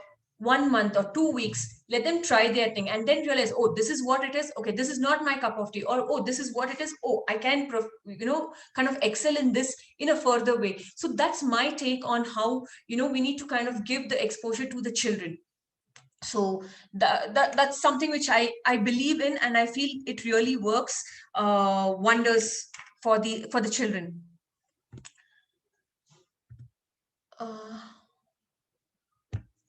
And coming to my humanitarian works, again, it started with Yati when he revived a lake. I realized how important environment is for us. And I knew it was always important, but I kind of got involved in a more deeper way. And I said, okay, this is something I really need to work on. And we started off with working on Free the Tree campaign. So in India, we have this bad habit where they go and staple advertisement papers to the trees. So we have thousands of nails and staples in the trees. So we did this campaign where we go and pick the nails of the trees and bring it to the notice of the government, the local municipal corporation, so that the next time an advertisement is not put. And now we have kind of made those laws more stringent where an FIR can be filed and all those levels. So it started with regard to those. And during the last year when pandemic started, I have volunteered as a counselor. Not more than counselor, I just needed to kind of speak to people who have been in home isolation or quarantine because they are COVID positive. And that's where like it all started for me. And I realized there are a lot of people who just need somebody to talk to. They just need somebody to tell what they're going through. You don't have to do anything, just listen to them. And that's how my stint with volunteering started. And it has been a humbling experience. And I can't even stop myself. I can't even think of stopping myself over there. And once I started counseling, I have counseled more than 750 patients, which is a small number compared to what others have done. But yet this was my bit, which I was able to do. Then I volunteered in hospitals during the vaccination drives, and with Eye Care Brigade, where I'm a part of the CSR and CSA activities. We have been from April to June, May to June, when the pandemic second wave hit us, we distributed 1,000 packets of food every day to the needy, like transgenders, COVID hospitals, metro station staff, because everything was shut, even policemen, because they were guarding the streets, the roads over here, and there were like kilometers in stretch where they didn't have any food to, no restaurants were open at that time. So we used to kind of go and distribute food for them. So we had Akshaya Patra, which is a part of ISKCON, who gave us 1,000 packets of food every day. And we were around 50 volunteers in group of 10.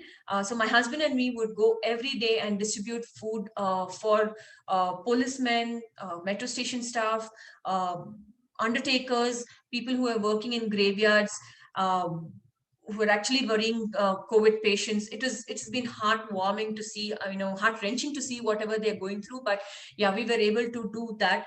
And construction laborers, because the migrants were kind of left high and dry because they didn't have jobs and the contractors were not paying them. Neither were they were neither here nor there. So we again helped the migrants during the second wave. So that has again been something which we have worked, my husband and me have worked together on. And that's a small thing where I put in how many days and what number of meals we distributed, water bottles, masks, and sanitizers. So this is what we distributed to the people. And the latest journey which I have taken up is my weight loss journey. Again, I would like to tell you all that, don't think, oh, you're too old to do something. Yes, we were all under the myth that after 40, it is very, very difficult to lose weight. Yes, it is difficult to lose weight, but it is not impossible. So you can lose weight, you can do what you want. Your mind is the one which draws the border. So do not go for it. Explore. Everything is possible. Impossible is nothing. So please understand it's just a myth that you can't do this, or this is what you're supposed to do. So this is the weight loss journey in the last 5 months where I took up. So this year, when I don't usually make resolutions, but this year I did make a resolution that I'm going to take care of myself, my health, and give a little more importance to myself this year. And that is how it started, and here I am today doing things which I love doing the most. And as I was mentioning to you all again, I always wanted to have, BR after my graduation. I wanted more, degrees. Somehow was always fascinated by the number of degrees which comes behind after your name, but I couldn't do it. But I had promised Yati, when he's giving his 10th grade exams, I'm going to also give an exam. So I'm taking up a course so that I can sit and study with him, and we can do some study time together. And so something like, you can get creative with your child.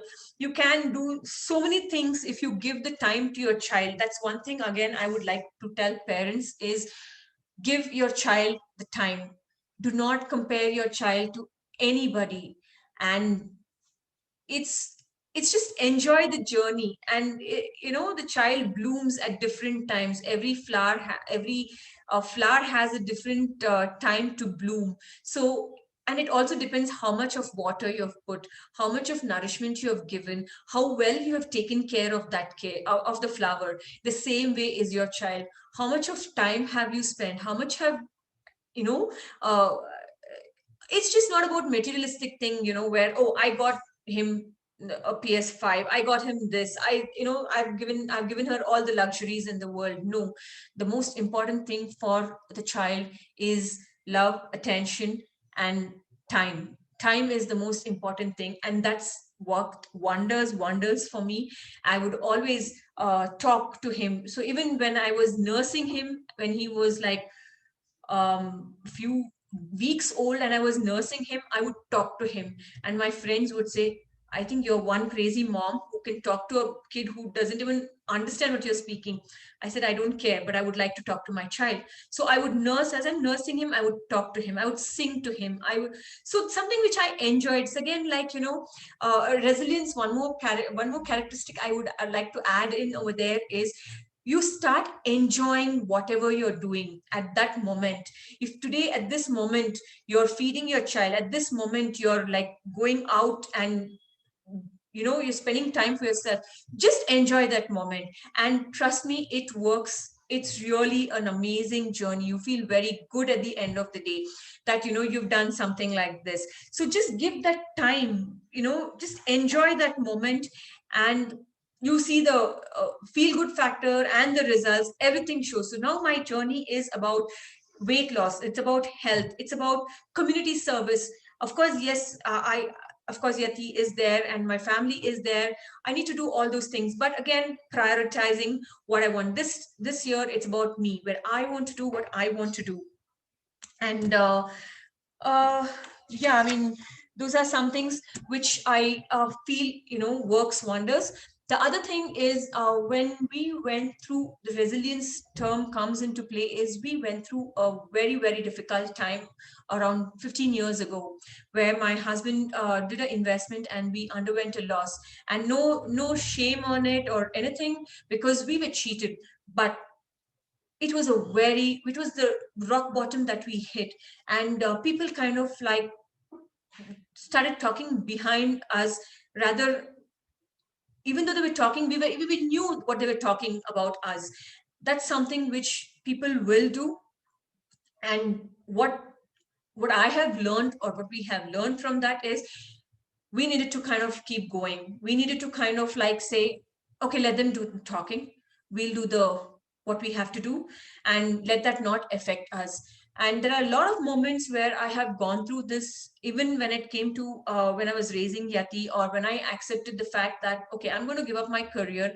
We were in the mid of our recession. I gave up my career. My husband had to became the one person who breadwinner of the family. And people started making like passing comments, or like, oh, they are having so much of difficult times, but still they want to encourage their child which on something which doesn't even exist. What is anthemology? It doesn't even exist. So what? And when I did crowdfunding, they made fun of us. Oh, they don't have money, but they want to kind of do crowdfunding to send him abroad.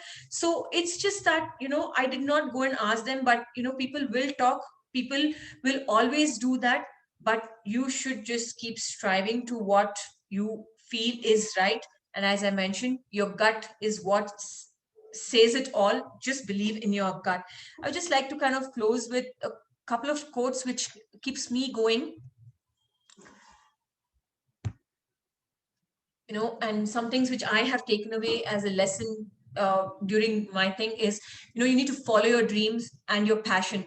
And that's something which I have learned over the years after seeing Yati do what he has done.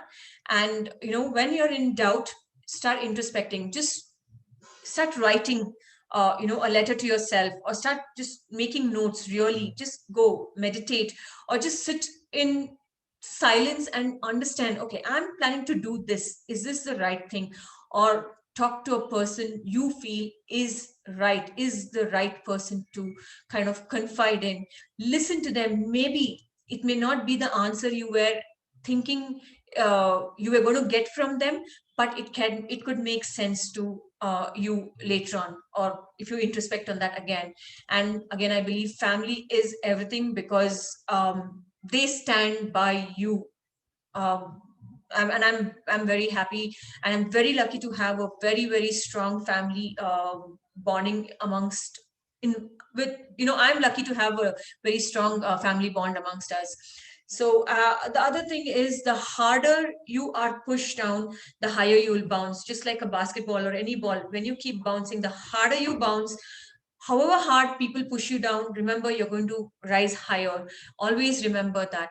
And the other quote which works well for me is, you are as young as your faith, as old as your doubt, as young as your self-confidence, as old as your fear, as young as your hope, and as old as your despair. So please, you know, again, age is all a number. It's not like, oh, I'm 40 and I can't do this, or I'm just 7 and I'm still young.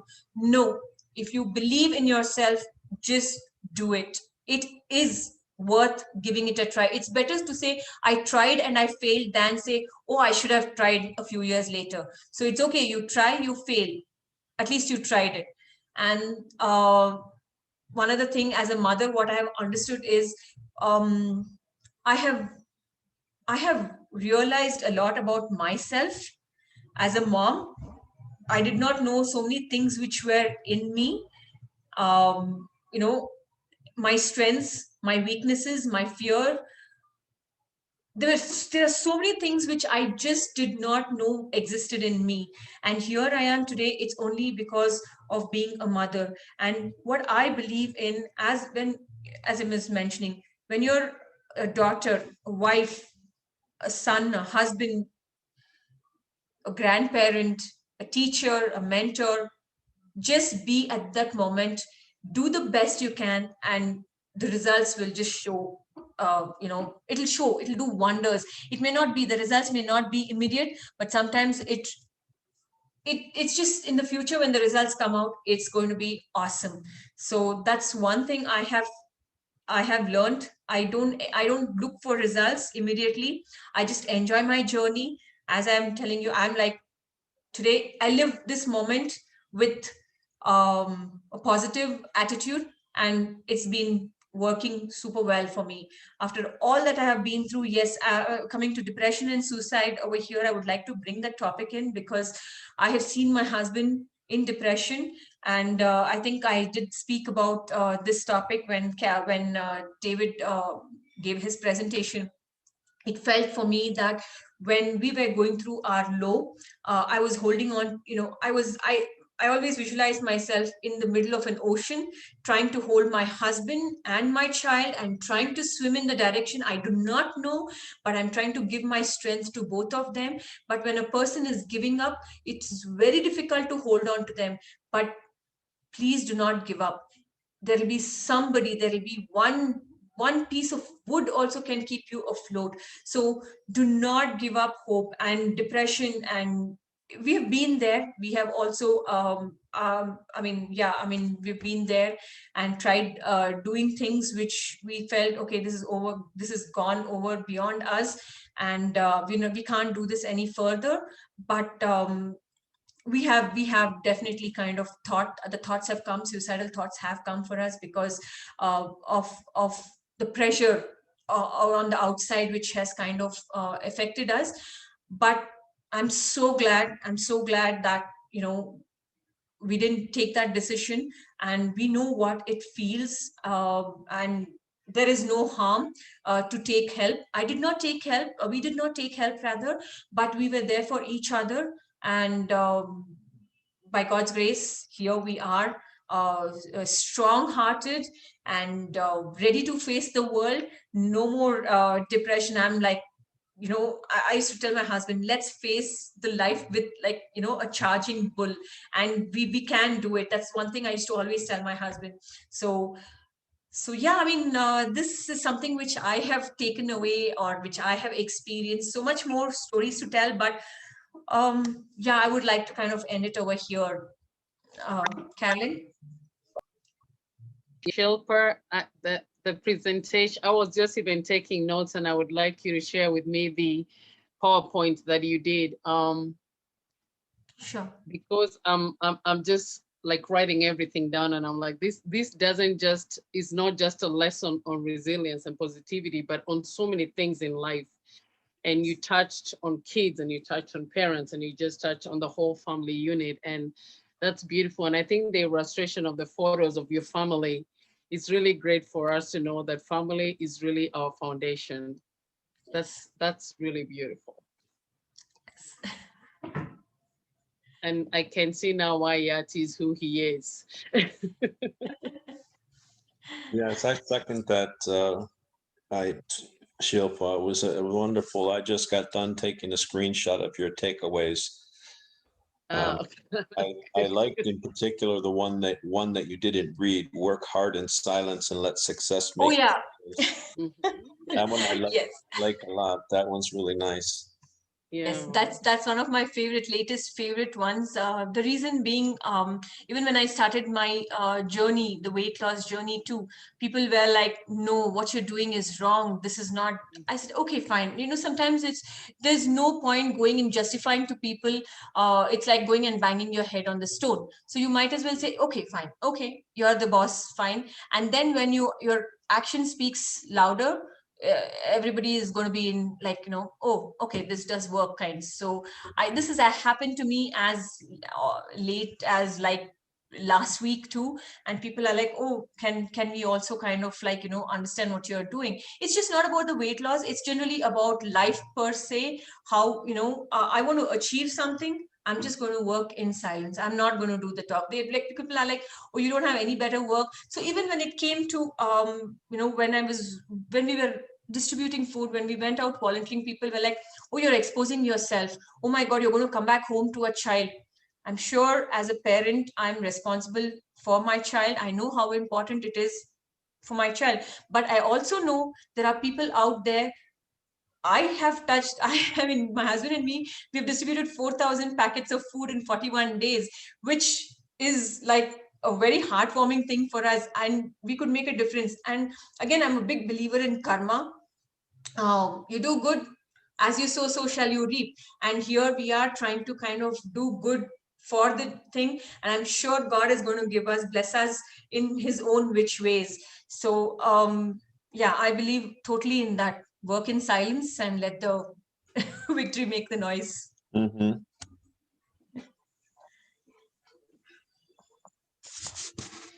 Anybody else who has I was just saying, anybody have any questions for Shilpa? I just have one comment. She says some at one point in her talk that she deserves a little effort of like what my journey is, but it just please don't fall for that, because it's around like 90% her effort and 10% is like my effort towards my goal. So please don't, she like tactically downgrades herself that way. So Mm-hmm. Thank you so much, Yati. I didn't know you were even listening to my speech. I thought it was a lecture for you. Of course, he had to listen. His mom is biggest fan. Right. Anybody else I wants just to say? wanted to make a comment as well. I think Shilpa, that was such a wonderful presentation and talk. I really love that you also gave credit to a lot of people in your family, whether you have blood with them or not. It could be your best friends, it could be a colleague, it could just be any angel that God has put into your life or sent through your life. And they encourage you. They even give you those red flags where, you know, they tell you this thing is gonna go wrong. I think that's a huge pickup that most of us always have in life. And I'm glad you have those people. And I'm sure even for the kids, they'll watch out for such people who are around them, who'll tell them, hey, red flag, that's a red flag. I know the young people say, I love to say that a lot. So when you hear that, I'm so glad.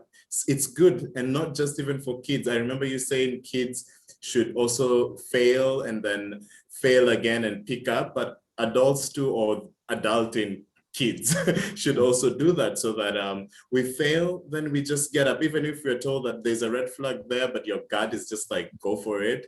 I'm still glad that you went with it and you owned up to your mistakes and you were like, you know what, I'm gonna dust myself up and go on. So I love your resilience and the positivity that you just emanate, and it's clear through Yati.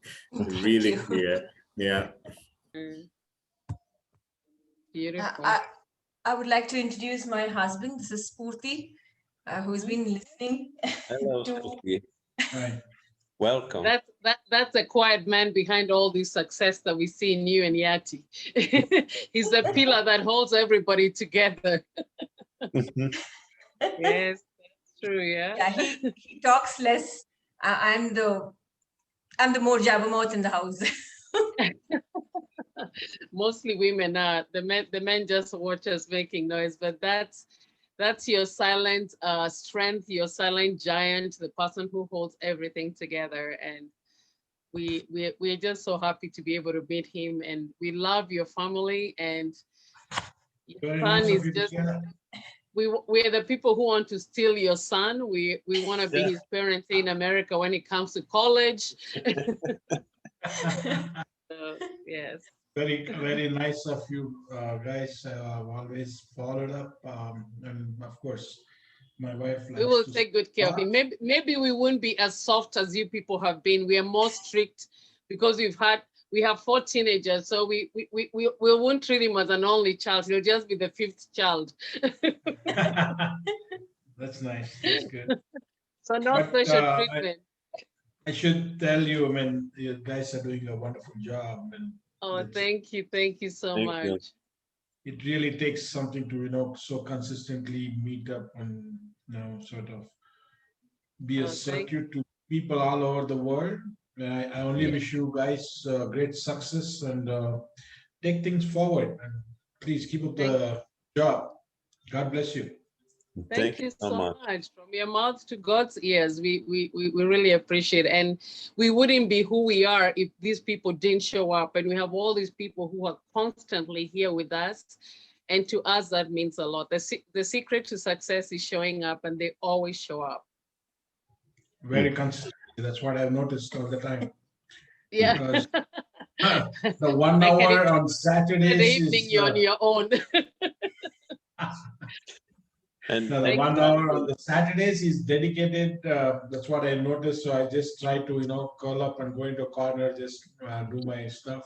Yeah. Not to disturb, not to let my phone ring.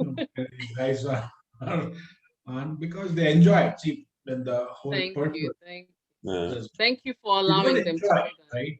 If it is not enjoyable and the kind of knowledge bank and the kind of, call it outcry, what happens out over here, which is pretty much the comfort level, what you guys have created this particular platform. I think kudos. I mean, it really takes something to, I think the resilience is in you guys much more. And I think it's only sort of being into others, and it's been addictive. And Yeah. Thank you so much. Thank you. Thank you so much. Your words, your kind words really mean a lot to us. We really appreciate. That's very, very good to Just hear. trying. I'll try to catch up whenever I can, but otherwise I have both my representatives. Oh yeah, and they're doing a good job representing your family name. I'll send you my mail in case you have any complaints or suggestions. I'll send you my mail. That's true. Yes. In case there's any complaints, we know who to report to. You got it. I'm so glad you came today because we had our number one speaker today, the best one we've ever had. So I'm glad you were able to attend today. She's always been my number one. Oh, thank you. Thank you. Yeah. Anyway, I'll catch up with you guys. I got some calls. I'm already on some calls connecting into Africa. I'll definitely would love to, catch up with you guys maybe next week or any other convenient time. Okay. So keep up the good job. Have a great day ahead. All right. Okay. Thank you. Have a good night. Yes. Yes. Bye, everyone. Bye-bye. Bye.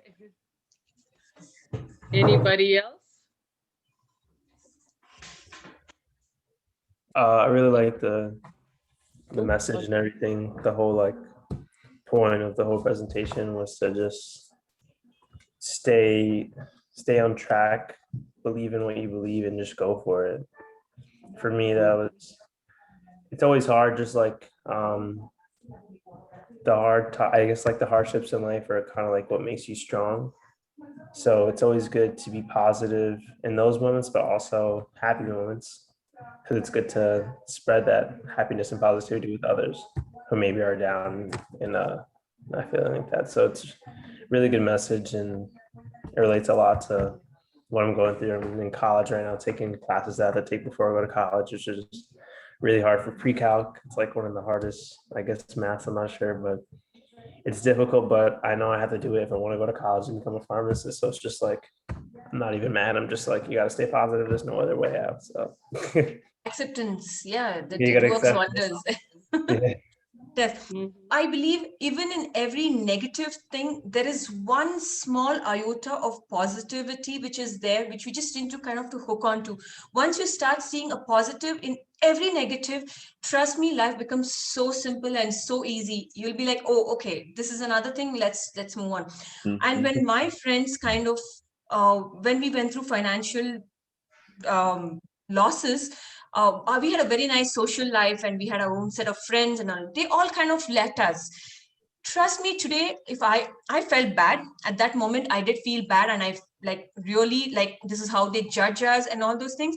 But today I stand out. I'm not a party person. I do go out and all that, but here today I'm able to kind of serve the society because I have diverted that energy towards something else, and I'm feeling very good about the fact that I'm not giving credit to them. I don't want them to take credit for what they did, but still I want to say, if I have to see the positivity of it, I'm here today. I'm here today talking to you all is only because of what happened, and I just let that. I did not let that negative thing affect me. It did affect me. I feel bad. I'm a human. Emotions do come in. But then it's okay, dust it off. Just try to distract yourself for another thing and see the wonders. I agree 100%. Anybody else? Yes, this is Vindhya here. Finally off the trails and back here. Shilpa, thank you for pulling me in and not missing this wonderful session. I really, really enjoyed listening to your strengths and how resilient you are. And that's amazing. I mean, truly, truly amazing. And then, what I was so happy is I didn't, now I get to share this with Diksha and, tell her your story. Carolyn, if you have the recording, because she didn't get to see it, she was kind of mad that I was on a phone the whole time we were trekking. But I want her to hear it as well. And I told her it's not every day we get to hear family speak. and That's true. share their story. And thank you again. So and good luck and everything, and happy to be here. Thank you so much. We really appreciate it. And we're so glad that you tuned in, even in your nature walk. And that's what it really means. That's commitment and sacrifice. And mostly people just think that, oh, I don't have the time for this. If we also don't have the time for this, but it's a sacrifice. And sometimes you just have to sacrifice. People think you just have to be sitting with nothing else to do. And then that's the only time you can help a friend. Really being able to be there for somebody is when you sacrifice something to really be there for them. And that's when it becomes really meaningful. Thank you. Yeah. Thanks, Vindia. Yeah. Anyone else?